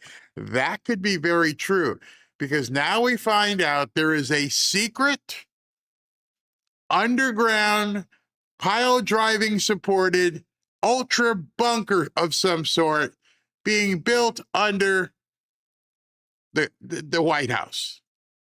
Why would you need that? Why would you need something like that?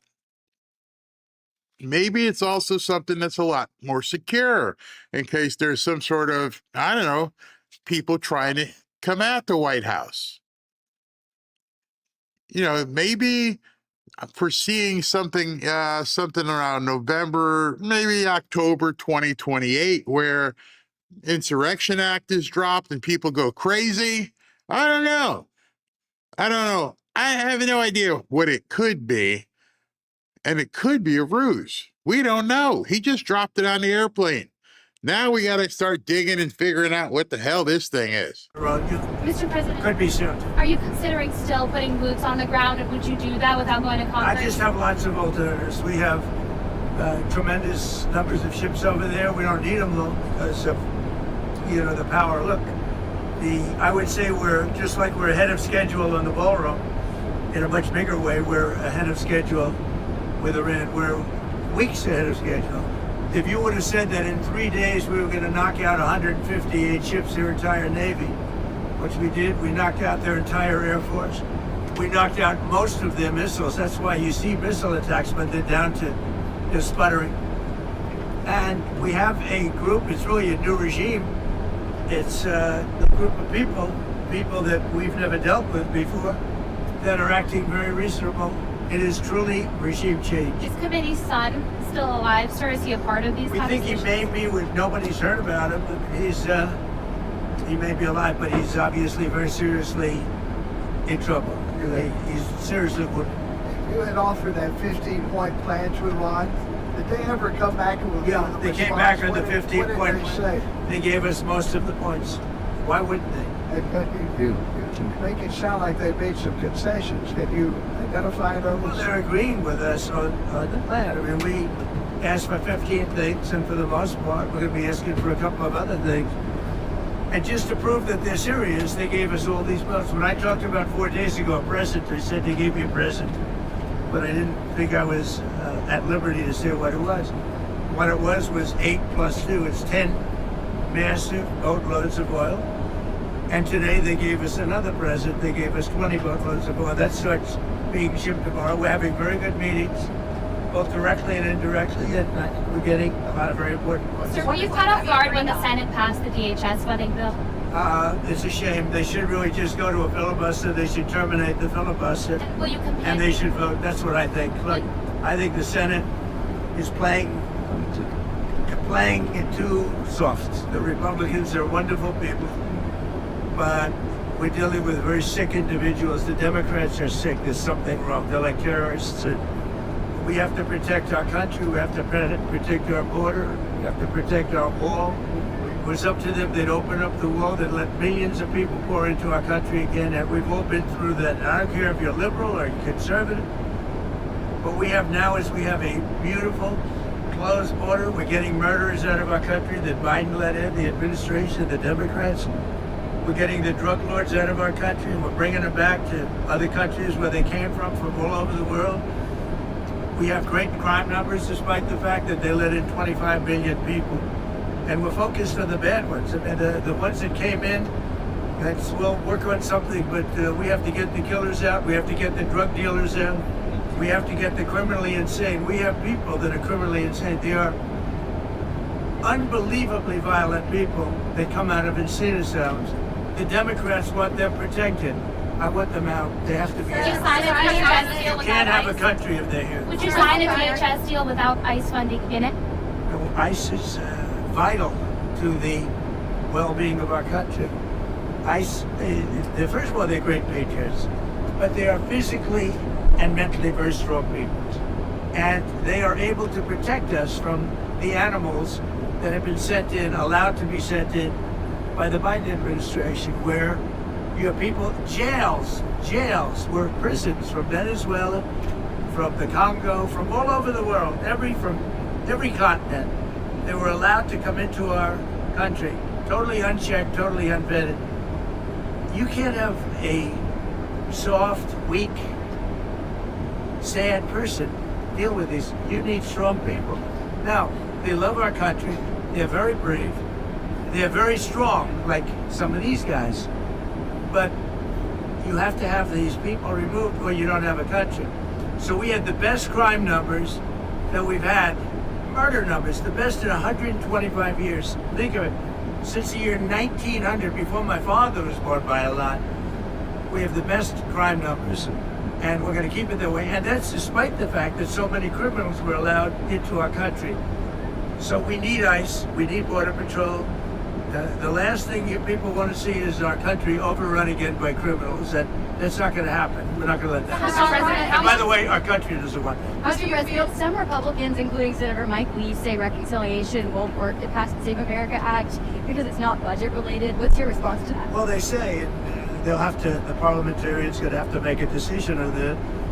But I say end the filibuster, terminate the filibuster, just vote, and you'll get everything you want. You get all 5 things. We have voter ID, we have proof of citizenship. It's so important. Mail-in ballots have to be stopped, with exceptions for the military, for sick people, people that are sick, people disabled, for people that are traveling. If you're traveling, you can vote. But other than that, mail-in ballots are inherently dishonest. Jimmy Carter, in his Carter Commission, said you can't have mail-in ballots. We're the only country in the world that has mail-in ballots. We're the only country in the world that has, we have a big case becoming in the Supreme Court that had to do with the babies of slaves after the Civil War. And instead of that, it's being used as a way for rich countries and thousands of people from China coming in and getting citizenship for people within their family. This is not what they meant when they did that. So that's a big decision coming up. But if you look at it and you look at what we've done here, we have 5 points. We don't want men playing in women's sports. The Democrats do. We don't want transgender mutilization of our children. The Democrats are just fine with it. You could do every child in America, they'd be very happy. We don't want the mutilization of our children. It's transgender, and we're not going to have it. So we want to go into those things, the 5 points, and with the filibuster termination, you could vote them all in. The Republicans would have the vote. Mr. President, Leader Thune told me that they do not have the votes to terminate the filibuster. I know, How will you get around that's that? part of being a leader. You have to get the votes. Do you have confidence in Leader Thune? I like him so much. He's a high quality person. And he told me the same thing. We don't have the votes. Well, he's only a couple of votes short, but that's what being a leader is. You have to get the votes. You have to get the votes. And those people will not be able to withstand the onslaught because Republicans and the country wants it. It's polling at 87% voter ID. Think of it. We talk about Save America, and it's not Save Act, it's Save America Act, because it's Saving America. Save Act, nobody knows what it's saving. It's the Save America Act. That you have to have it.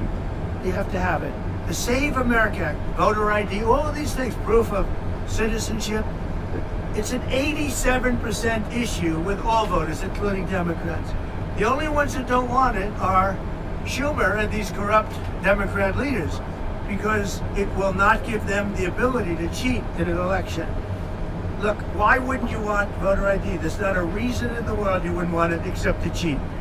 And if they don't cheat, their policy is so bad, they'll never win another election. Mr. President, on Friday you mentioned that Cuba will be next. What did you mean by that exactly? And who will be next? Cuba. Yeah, Cuba's going to be next. Cuba's going to be... In what way? Cuba's a mess. It's a failing country. And they're going to be next. Within a short period of time, it's going to fail. And we will be there to help it out. We'll be there to help our great Cuban Americans out who were thrown out of Cuba. In many cases, their family members were mutilated and killed by Castro. Oh, Cuba's going to be next, yeah. Are you considering withdrawing Casey Means for Surgeon General and nominating some else? Well, we're looking at a lot of different things. I don't know how she's doing in the nomination process. I'm more focused on Iran, but something like that would be possible. Mr. President, do you still have confidence? We certainly have a lot of great candidates. Do you still have confidence in Tulsi Gabbard, sir? Yeah, sure. Follow up. I mean, she's a little bit different in her thought process than me, but that doesn't make somebody not available to say. Is she on the same page I as would you? say, I would say that I'm very strong on the fact that I don't want Iran to have a nuclear weapon. Because if they had a nuclear weapon, they'd use it immediately. I think she's probably a little bit softer on that issue, but that's okay. Some people are. Most people aren't. Most people are saying thank you very much for doing what you did. They are decimated right now. They're going to give up nuclear weapons. They're going to give us the nuclear dust. They're going to do everything that we want to do. And you know what? They're going to go on and maybe have a great country again. But if they don't do that, they're not going to have a country. They're not even going to have a country. So she's softer on that issue, but I have other people, not too many. That's an issue that we've had great support. You saw the CNN poll where Trump with MAGA, and I think MAGA is most of the Republican Party, is 100% approval. In fact, the young gentleman that does the poll was very good, actually, because he's honest. He said, I've never seen 100% before. I'm 100% in the CNN poll, which just came out. Thank you very much, everybody. One more thing on Cuba. There's a report that the U.S. is going to let a Russian oil tanker go to Cuba. Is that true? Well, we have a tanker out there. We don't mind having somebody get a boatload because they have to survive. So that report is true as far as you know? Well, I would say, I told them, if a country wants to send some oil into Cuba right now, I have no problem with it. Do you worry that helps? Whether it's Russia or not, what? Do you worry that helps Vladimir Putin though? Does that help him? Like, he loses one boatload of oil, that's all it is, it's fine. If he wants to do that, and if other countries want to do it, doesn't bother me much. It's not going to have an impact. Cuba's finished. They have a bad regime. You know, they have very bad and corrupt leadership, and whether or not they get a boat of oil, it's not going to matter. I'd prefer letting it in, whether it's Russia or anybody else, because the people need heat and cooling and all of the other things that you need to do. About the issue of the Strait of Hormuz and Iran control of it and charging tolls. What do you think about that? Well, I have to find out if it's true, and then, you know, they're going to do whatever they have to do. We could close that up in 2 minutes. We could close that up so fast your head would spin. Do you want to see both countries that are being attacked by Iran to start to fight back? They are fighting back. Saudi Arabia is fighting back hard. Qatar is fighting back. UAE is fighting back. Kuwait's fighting back. Bahrain is fighting back. They're all fighting back. Actually, they were surprised to be hit. I was very surprised they got hit. And once they got hit, they started fighting very well. We're very strong communications with all of those countries, and they've all been fighting. They're 100% on our side. How long can you pay TSA workers for? How long can you pay TSA workers for from the One Big Beautiful Bill? Well, we're going to pay them for as long as we have to, and I will tell you, the ICE workers have been amazing, and that's helping people with their bags. It's very interesting. We put ICE there, and ICE got a very unfair press. They're doing an amazing job getting hardened criminals, murders. 11,888 murders were allowed to come into our country through Biden. And ICE has been amazing. Now, we said, give us a little hand during this period of time, because this is caused by Democrat terrorists. These people are sick. They don't care about our country. They don't care about people. But what it's all about really is they want to have open borders, and they want to have criminals come into our country so they get more votes, because they're losing votes fast. Look at how I did with the Hispanic population. And now I'm doing even better with the Hispanic population. And that's bad for them. They always had it, now they don't have it anymore. These are people that want our country to fail, and the voters see that. Thank you very much. Thank you. Thank you, Mr. President. Pretty interesting that they had the opportunity to come back to him about the bunker or whatever is being built, and nobody seemingly had any questions. That's proof to you these people are just talking heads. Somebody's whispering their ear, somebody's texting them, and they didn't have the authority or thought to ask him about what's going on in the bottom of the White House. That's very interesting. Let me check in with SV. SV, you know what? I understood that you have no value here, and that we should not bring you on anymore. Oh, F the haters, man. It just feeds me. It gives me more fuel. Feed me, Oh, trolls. gosh. You got anything? I I love saw it. you text me something here. Oh yeah. President Trump just posted something you could probably bring up. It's a video that he had posted it in it was made in 1980s, where he called it on Iran about what's going on. It's amazing. It's kind of he cool called video. it what Iran was doing now. He said in 1980. Yeah, he said the real culprit is Iran. Why couldn't we go in and take over some of their oil, which is along the sea? All right, you take their oil, you're going to have a war by being weak. Yeah, it's only 55 seconds, so let's see if we can hear it. Because I'm running for the presidency. I'm here because I'm personally tired of seeing this great country of ours being ripped off. But as far as Trump is concerned, our allies are only part of the problem. The real culprit is Iran.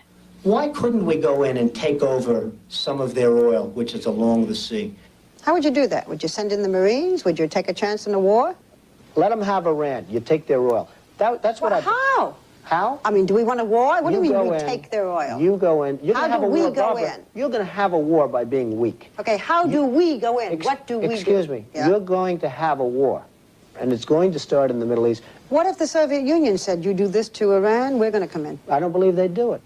The next time Iran attacks this country, go in and grab one of their big oil installations, and I mean grab it and keep it, and get back your losses, because this country has lost plenty because of Iran. Wow. Oh. Sound. But we're talking about whether or not this was about oil. And a couple of weeks ago, I said, yes, it's about the oil.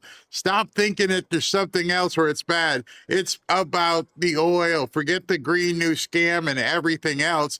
Everything having to do with all this green energy is just a crock. It's about oil. And everybody in the world right now is finding out how dependent the world is on oil. You don't see people running to try and steal, windmills or anything.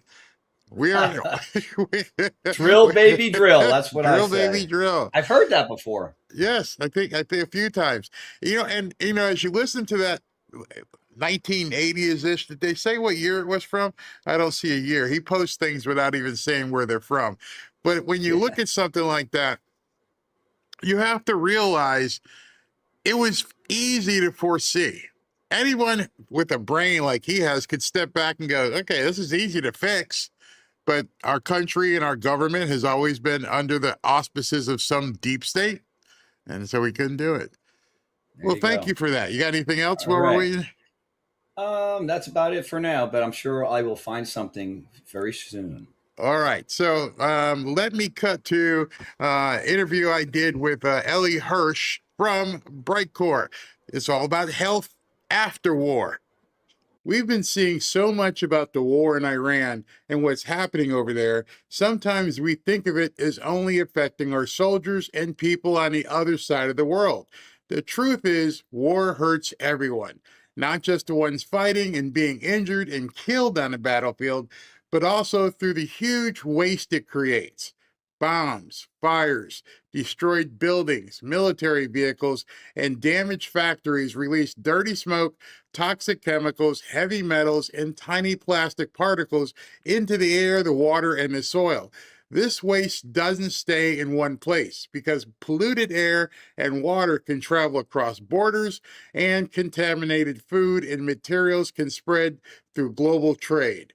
We're breathing this right now. We're breathing all of this garbage in. We're eating it in our food. This leads to more asthma, more heart and lung disease, and a lot more long-term health problems. The environmental waste of war is a human problem that reaches far beyond the battlefield. It even has significant health impacts on those of us living here in the United States. Look at how creepy this is. Why is this town covered in spider webs? And yes, this is real. The answer is those are not spider webs. That is fiber optic cable. And that is what warfare looks like in 2026. Those videos were posted from the front lines in Ukraine. We've now hit the 4-year anniversary of the Russian invasion, and right now the war is mostly being fought with these, just hobbyist drones. And to prevent the drones from being jammed, they trail behind them mile after mile of fiber optic cable. And now the landscape is absolutely covered in thousands of miles of this cable. Ukraine says something like 80% of casualties are the result of these drones. You can almost miss it in this clip, but if you look closely, you can see the light glinting off of the layer of fiber optic cable that lays over this field. I mentioned before in a video that birds have started building nests out of this cable and presumably will be doing so for centuries. Now, here to explain that and how it's impacting our health here in America is Senior Health Advisor from Brightcore, Ellie Hirsch. She's been on the show a couple times. I always like talking to her because she's a wealth of information. Ellie, thank you for being here. What in the heck is going on with all these wires and stuff across the countries? It's pretty crazy. So these same drones, they're actually being used in the war in Iran. And so fiber optic cables, they're primarily glass, but they are coated and bundled with plastics and resins and protected polymers. And over time, the plastic jackets and the coatings, they degrade due to UV exposure and heat, friction, chemical weathering, all that good stuff. And so the breakdown contributes heavy metals, microplastics, nanoplastics into the soil, the water, and the air. And so after the aftermath of war zones, right, it goes way beyond these fiber optic cables left behind by the drones. Who's responsible for cleaning this stuff up? I mean, the country that lost, the country that wins, a combination? I mean, how does this stuff get cleaned up? It's just sitting there? It doesn't get cleaned up. And that's the problem, right? Because there's the toxic aftermath of war zones and it's sitting there. And unfortunately, there's all these different ways that warfare affects our health because it's just sitting there after the fact. This, I'm trying to understand. I saw the video, and this guy's he showed almost like a spider web. Yeah. Is it visible to the people walking under it? And what happens, if a bomb goes off? Does it break it, or is all that residue gets stuck up there? Well, I mean, it's fiber optic cables, so it's extremely strong. And you can't see it so much from above, but you can see it if you're walking through it. It is like a giant spider web. And so what happens is every time a missile goes off, a bomb explodes, microplastic particles are released in the upper atmosphere, and it spreads globally. So the air we breathe, the food we eat now has these toxic chemicals in it.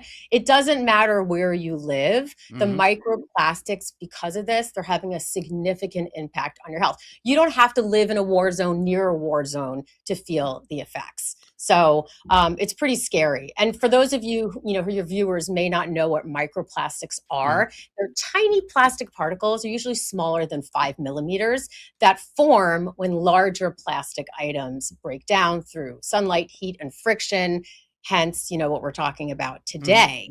And so, they're found everywhere: food, drinking water, oceans, river, in the air. And so they easily move through the food chain because they're so tiny, and they enter your bloodstream and your organs, and they're absorbed, through your skin. They're injected, the gastrointestinal system, and they're breathed in through your lungs. And it almost reminds me, I'm sorry to interrupt you, it almost reminds me when we hear of the Sahara dust that comes off of Africa, and it comes all the way across the ocean and comes over here. We don't even know what's being carried in that dust storm. Same thing with hurricanes. Hurricanes are coming across the ocean, and you find all kinds of plastics and stuff on the beach afterwards. Is that very similar to that? Yeah, I mean, anytime you have something that's airborne and it's traveling from place to place, the wind, I mean, it can go globally, right? It's not just in that one area. It's not just contained there. So yeah, it's very similar. I have some crazy statistics to share with you. So did you know that 94% of our drinking water in the US, okay, and 80 to 93% of bottled water globally contain microplastics? Wow. No. Yes. I mean, Yes. I know you see it's funny when people have hurricanes or some sort of natural disaster, everybody Mhm. says you got to get bottled water, and they bring the pallets full of water into a hurricane area, and they may Yeah. sit there for a week or so before they get, distributed, and Right. it's sitting in the hot sun, and those bottles are plastic, and people don't realize. I had to learn from Robin. She's like, she won't buy plastic water bottles anymore because that microplastic breaks down and gets into the water. So I know exactly what you're talking about.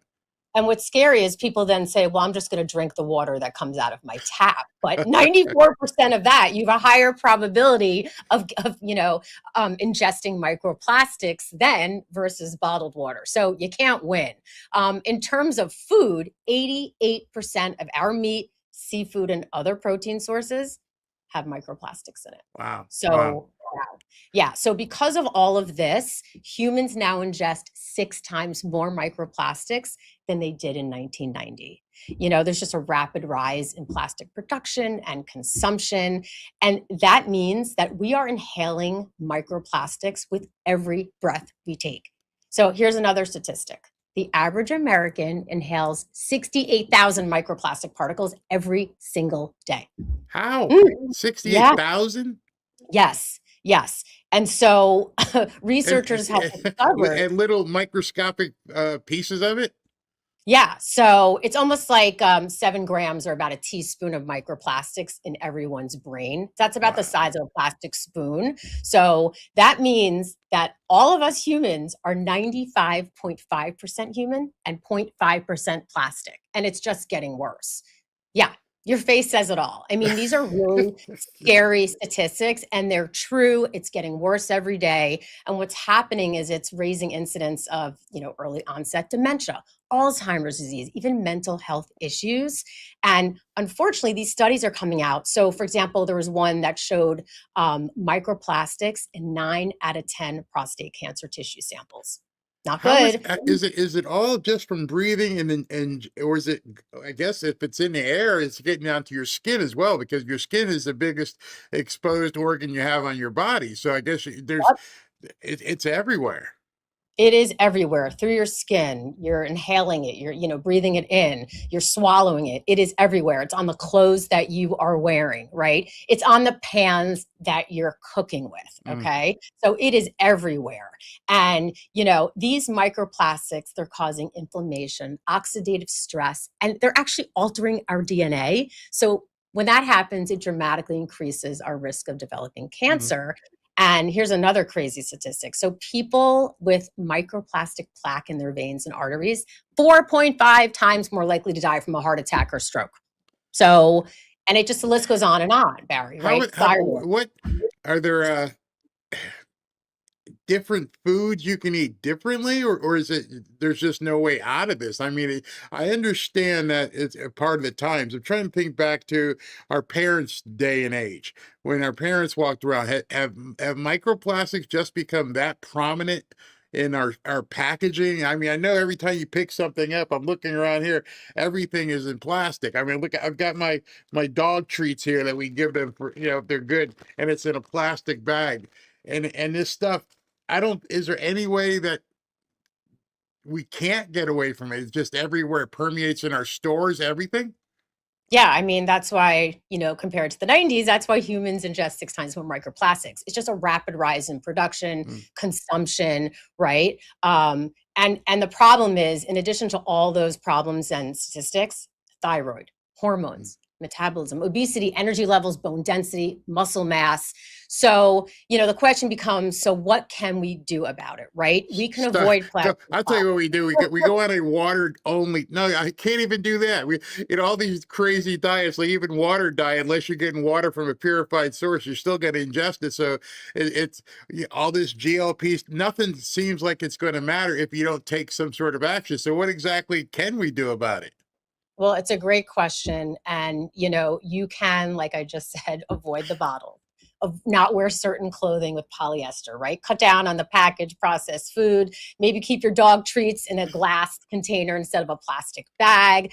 But limiting your plastic use, not enough. It doesn't make a difference. So if anybody of your viewers, has an idea of how we can avoid avoid inhaling airborne nanoplastic particles, let me know. I'm all ears, okay? But what we can do, what we must do to be proactive and, reactive, we have to remove these toxins from the body. They're already in there. They're getting in there. They're not going anywhere, okay? We know that. That's a fact. So what can we do to reverse the damage, right? So Ellie, what's what's the lifespan? I mean, everybody knows plastic just never dies, doesn't go away, but inside your body and as your body is metabolizing and digesting and changing, is there a lifespan in this stuff, or is it's just there? Well, think about it. If you have a water bottle on the beach Mm-hmm. now and you come back in 50 years, it's still there. It's Yeah. not biodegradable. So think about that in terms of your body, right? They're there and they're just sitting there doing damage. Okay. And so we have to find a way to eliminate and extract these microplastics from the body.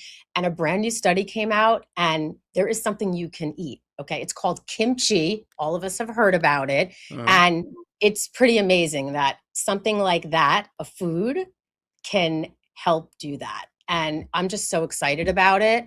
And, researchers isolated a specific strain of lactic acid bacteria in kimchi, and they administered it to a test group. And then they compared it to a control group, obviously the ones that didn't receive it. And they found twice as many microplastics excreted in the feces. So that means that this LAB strain, which is only, by the way, unique to kimchi, was effective in removing plastics. That is such great news. And this is just the most recent study, right? I mean, kimchi is so powerful. It really has the ability to rid the body of harmful microplastics. There's another strain found in kimchi. It's called Bacillus pumilis, and it's been shown to degrade BPA. We've all heard of BPA. Everything now is BPA free, is it? I don't know. But, it's the most toxic chemical in plastic, right? And the reason kimchi is so effective, it's because of the direct impact it has on our gut microbiome. Can I stop you there? Can you explain to please people, I've been hearing that a lot lately. What exactly is a gut microbiome? Good question. So it's the ecosystem of microbes that live in your intestines, right? And it's really important that we keep the gut microbiome healthy. It's having that perfect balance of good and bad bacteria that determines the health of our entire body. Here's a statistic that I love. 70 to 80% of the body's immune cells reside in the gut. So the diversity of bacteria in our gut, it's what helps us eliminate those toxins, like the heavy metals, the plastics, and all the harmful chemicals that are in our body, that's in our world, that we just can't avoid. And it's also the reason why kimchi crowds out harmful microbes in the gut. It eliminates fungus like candida. It kills these nasty parasites we don't know we have, but they exist. And it defends against dangerous viruses. I've had you on the show a couple times. I've had Kim on the show a couple times, and we've talked about the great benefits of kimchi. And one of the questions I had as well is there anybody who can't? Sometimes people have ideas on what they can eat or what they can't eat because it may affect their bodies a certain way. What happens if you are susceptible to, Crohn's disease, diabetes, all these different things? Is kimchi safe for those people? I know you might not be an MD, but from your experience, tell us about that. Well, we know that kimchi has so many benefits. Obviously, if you have pre-existing conditions, if you're going to go in the supermarket and you're going to buy kimchi off of the shelf, there's a lot of salt in it, right? It's not our staple diet. It's a Korean staple diet. By the way, they live 6 years longer than Americans do, okay?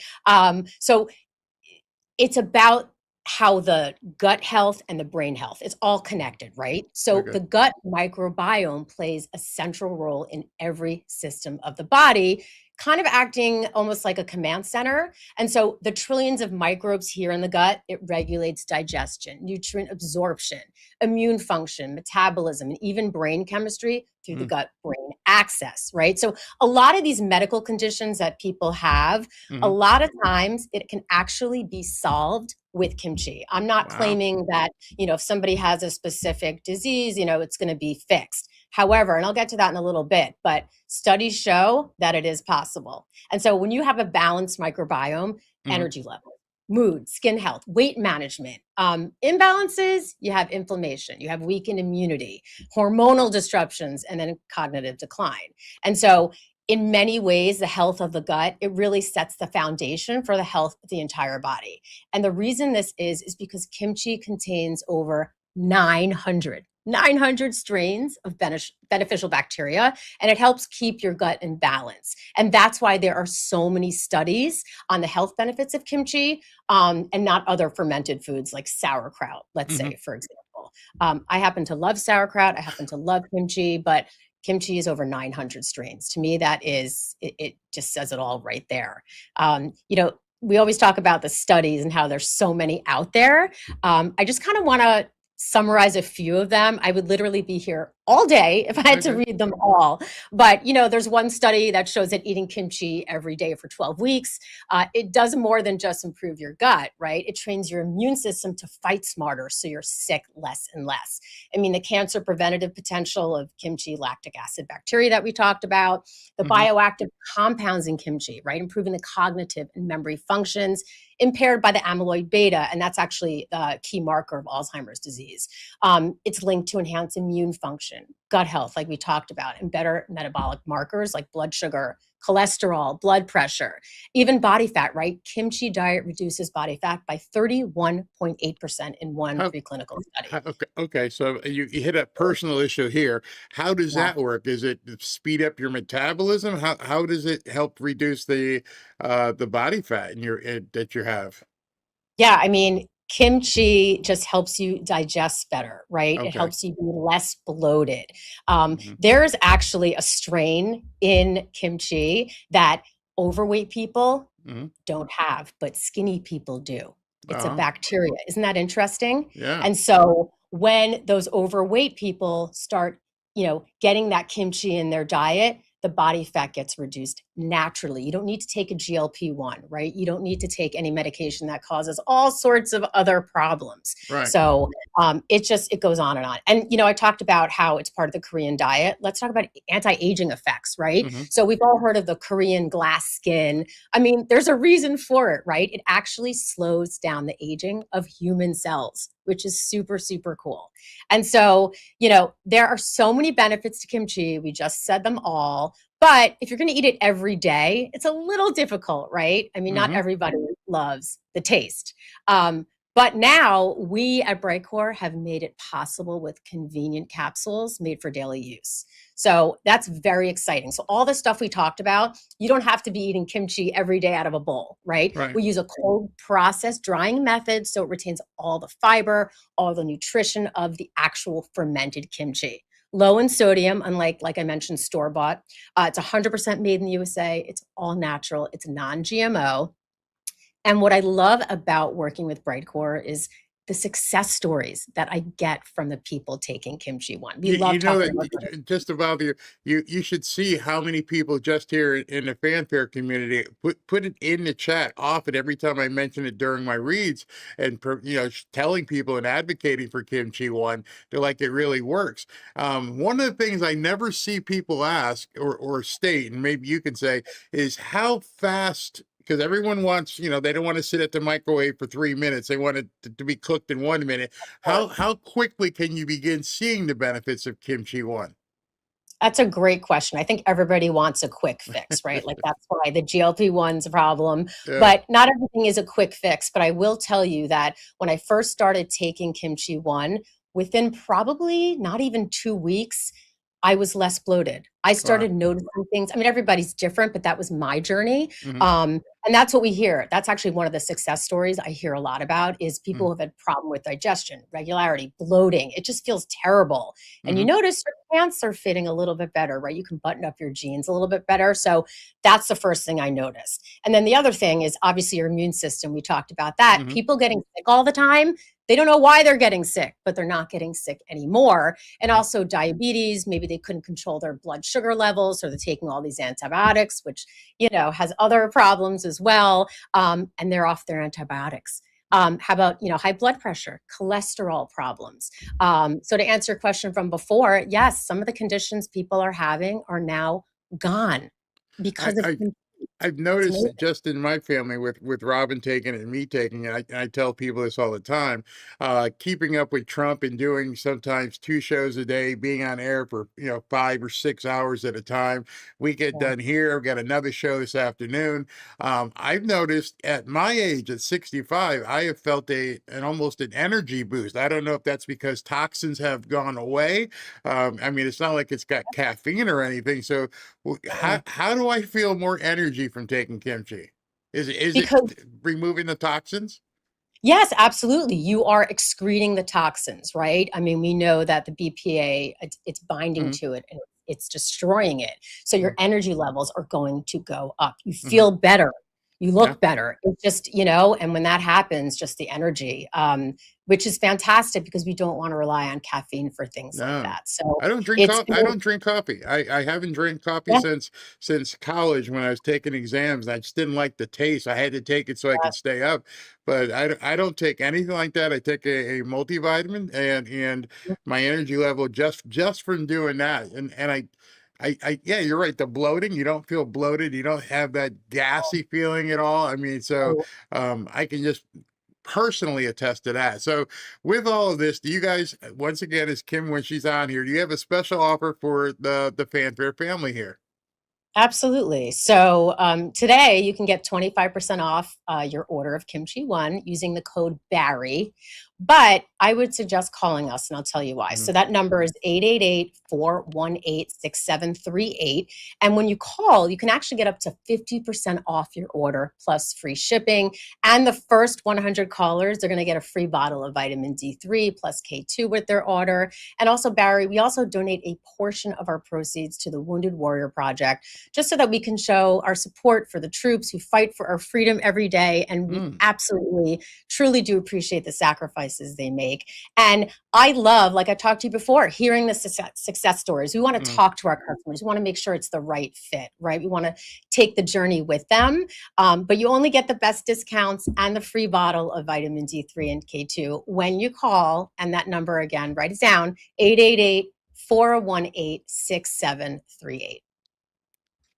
All right. Well, thank you, Ellie, very much. Like I said, I'm not just here to promote it. I actually use it myself. And it's funny because I almost think people realize, yeah, this guy's always on camera. He's always doing this stuff, sometimes 5 or 6, 7 hours a day, and he's 65. Something must be right. So I didn't used to have all this energy back when I was in college, maybe, but now I just feel completely different. So I thank you guys for everything you're doing. And I know many people here who have tried it. They thank you. But I have a question for you. A lot of people offer discounts as first-time purchasers. But if you've already purchased and like it and want to buy again, do you get that 50% discount on your next purchase if you call in? Absolutely, 100%. So only if you call in though, right? If you don't, you order it online, you get the 25%. But yeah, call in, talk to us, say hello. And if you're ordering your second, third, fourth bottle, let us know your success with it. That's what we want to hear. That's what we love. Oh, fantastic. Well, Ellie, thank you for all the information today, especially that last bit, because I forgot, because they always email me, can I do it again? I'm like, yeah, call them. But thank you for confirming that. So have a great day and thank you for your time. Thanks for having me. Appreciate it.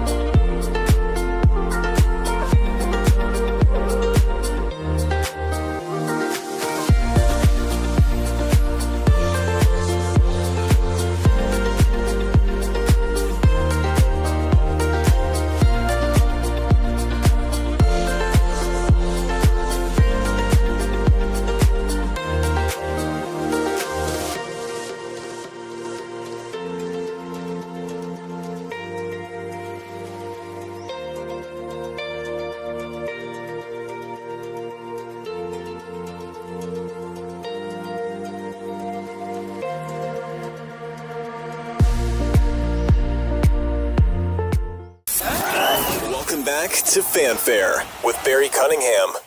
All right, everybody. I'm going to go spend some time with the grandkids. It's been kind of rainy here, so I don't know what we're going to be doing this afternoon. Then we got dinner. So I'm going to have a lot of fun with them. I'm not sure when I will be back on. I will post when the next show is. I'll have some clipped videos that might go up over the next couple of days, but I'm not planning on doing much until probably Thursday or Friday, but who knows? They may drive me crazy and I'll be back over here. It's a strong possibility. They are kids after all. All right, let's get into the super chats before I go. Okay, so John Villa, thanks, good. This thanks sound good. Thanks, block me. I'm not sure what that means. I don't know what you mean. Chiosop, I have photos I took of gas prices when Trump was president, 167. I also have photos of Biden at 569. Yep, I have it right on my phone where I took gas prices the day before they put Biden in. Michael, clip this first 30 minutes, need to share. Okay, I'll do that. Okay, look, I got to tell you something honest. I've stepped into something, and what I'm going to begin doing moving forward after the spring break, and we're going to come back. What I'm going to do when we get back is I'm going to go to more of what's called a, quote, broadcast clock. I've been doing a lot of digging in with stuff from Rush Limbaugh and people like Glenn Beck, and they're saying to keep your show flowing better, do it in segments.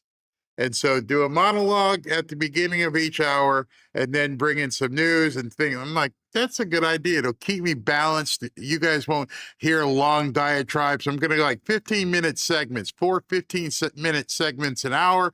I'm banking those right now in terms of writing them and coming up with a monologue. So I will do that. Thank you. I'm glad you like that. Beth Rodriguez, thank you. I like SV on camera. Yeah, somebody came in, they chimed in and said they don't like SV. I'm like, come on, man. Did you really need to go ahead and post a comment like that? Yes. And I don't know if you saw when SV's first day, he's getting better as it goes. And I'm not talking about better in terms of anything like, how can I say this? Comfortability. That's what I mean. This isn't easy. It's not easy. Even when you watch people on television, they just sit there and talk. Go ahead and try it. Walk in front of your mirror and just stand there and say, okay, for the next 60 seconds, I am going to talk for 60 seconds uninterrupted without sounding like, It's hard. When I was training with somebody, because I actually went through training, and I said, how do you do this? And that's what he did with me. Stand in front of a mirror, and I want you to talk for 60 seconds. And then he moved it up, 60, 90. And every time you say, you got to go back to the beginning. Well, today, nope, you just did it. Today, the weather outside is raining, and I'm hoping it turns sunny soon. Go back to, and I'm like, wow. And you won't realize how many times you say, and if you force yourself that way, and he's learning. Other people I've talked to have done the same thing. You try not to have too many ums and uhs because you sound like a blithering idiot. So you got to be able to understand, process thoughts as they come, make sure those thoughts make sense. And then if you do have something where you get caught somewhere, you shut up and pause. Then you resume your talking. See, the pauses are okay. The best of them, Rush, everybody like that, blah, blah, blah, blah, blah, blah. And they'll just shut up. And then they'll continue because never mind. I'm probably boring the hell out of you. Anyway, I like SV on camera as well. Barry Canova. Barry. Hope you and SV continue to stay together. Top-notch reporters in my business. Thanks. Say goodbye to fake media. Thank you very much. And then VJC class. V, I'm surprised you missed DJT's military baller. No, I didn't miss it. I think you just realized it. Months ago, I posted on it, and his confirms my thoughts. The view right outside the Treasury building. That I missed. That he was looking at that. Who knows what's going on? I don't know. Could be some crazy stuff. So anyway, thank you guys for indulging me today, even with my cold. I was able to fight it, drinking some tea here, and I will see you guys very soon.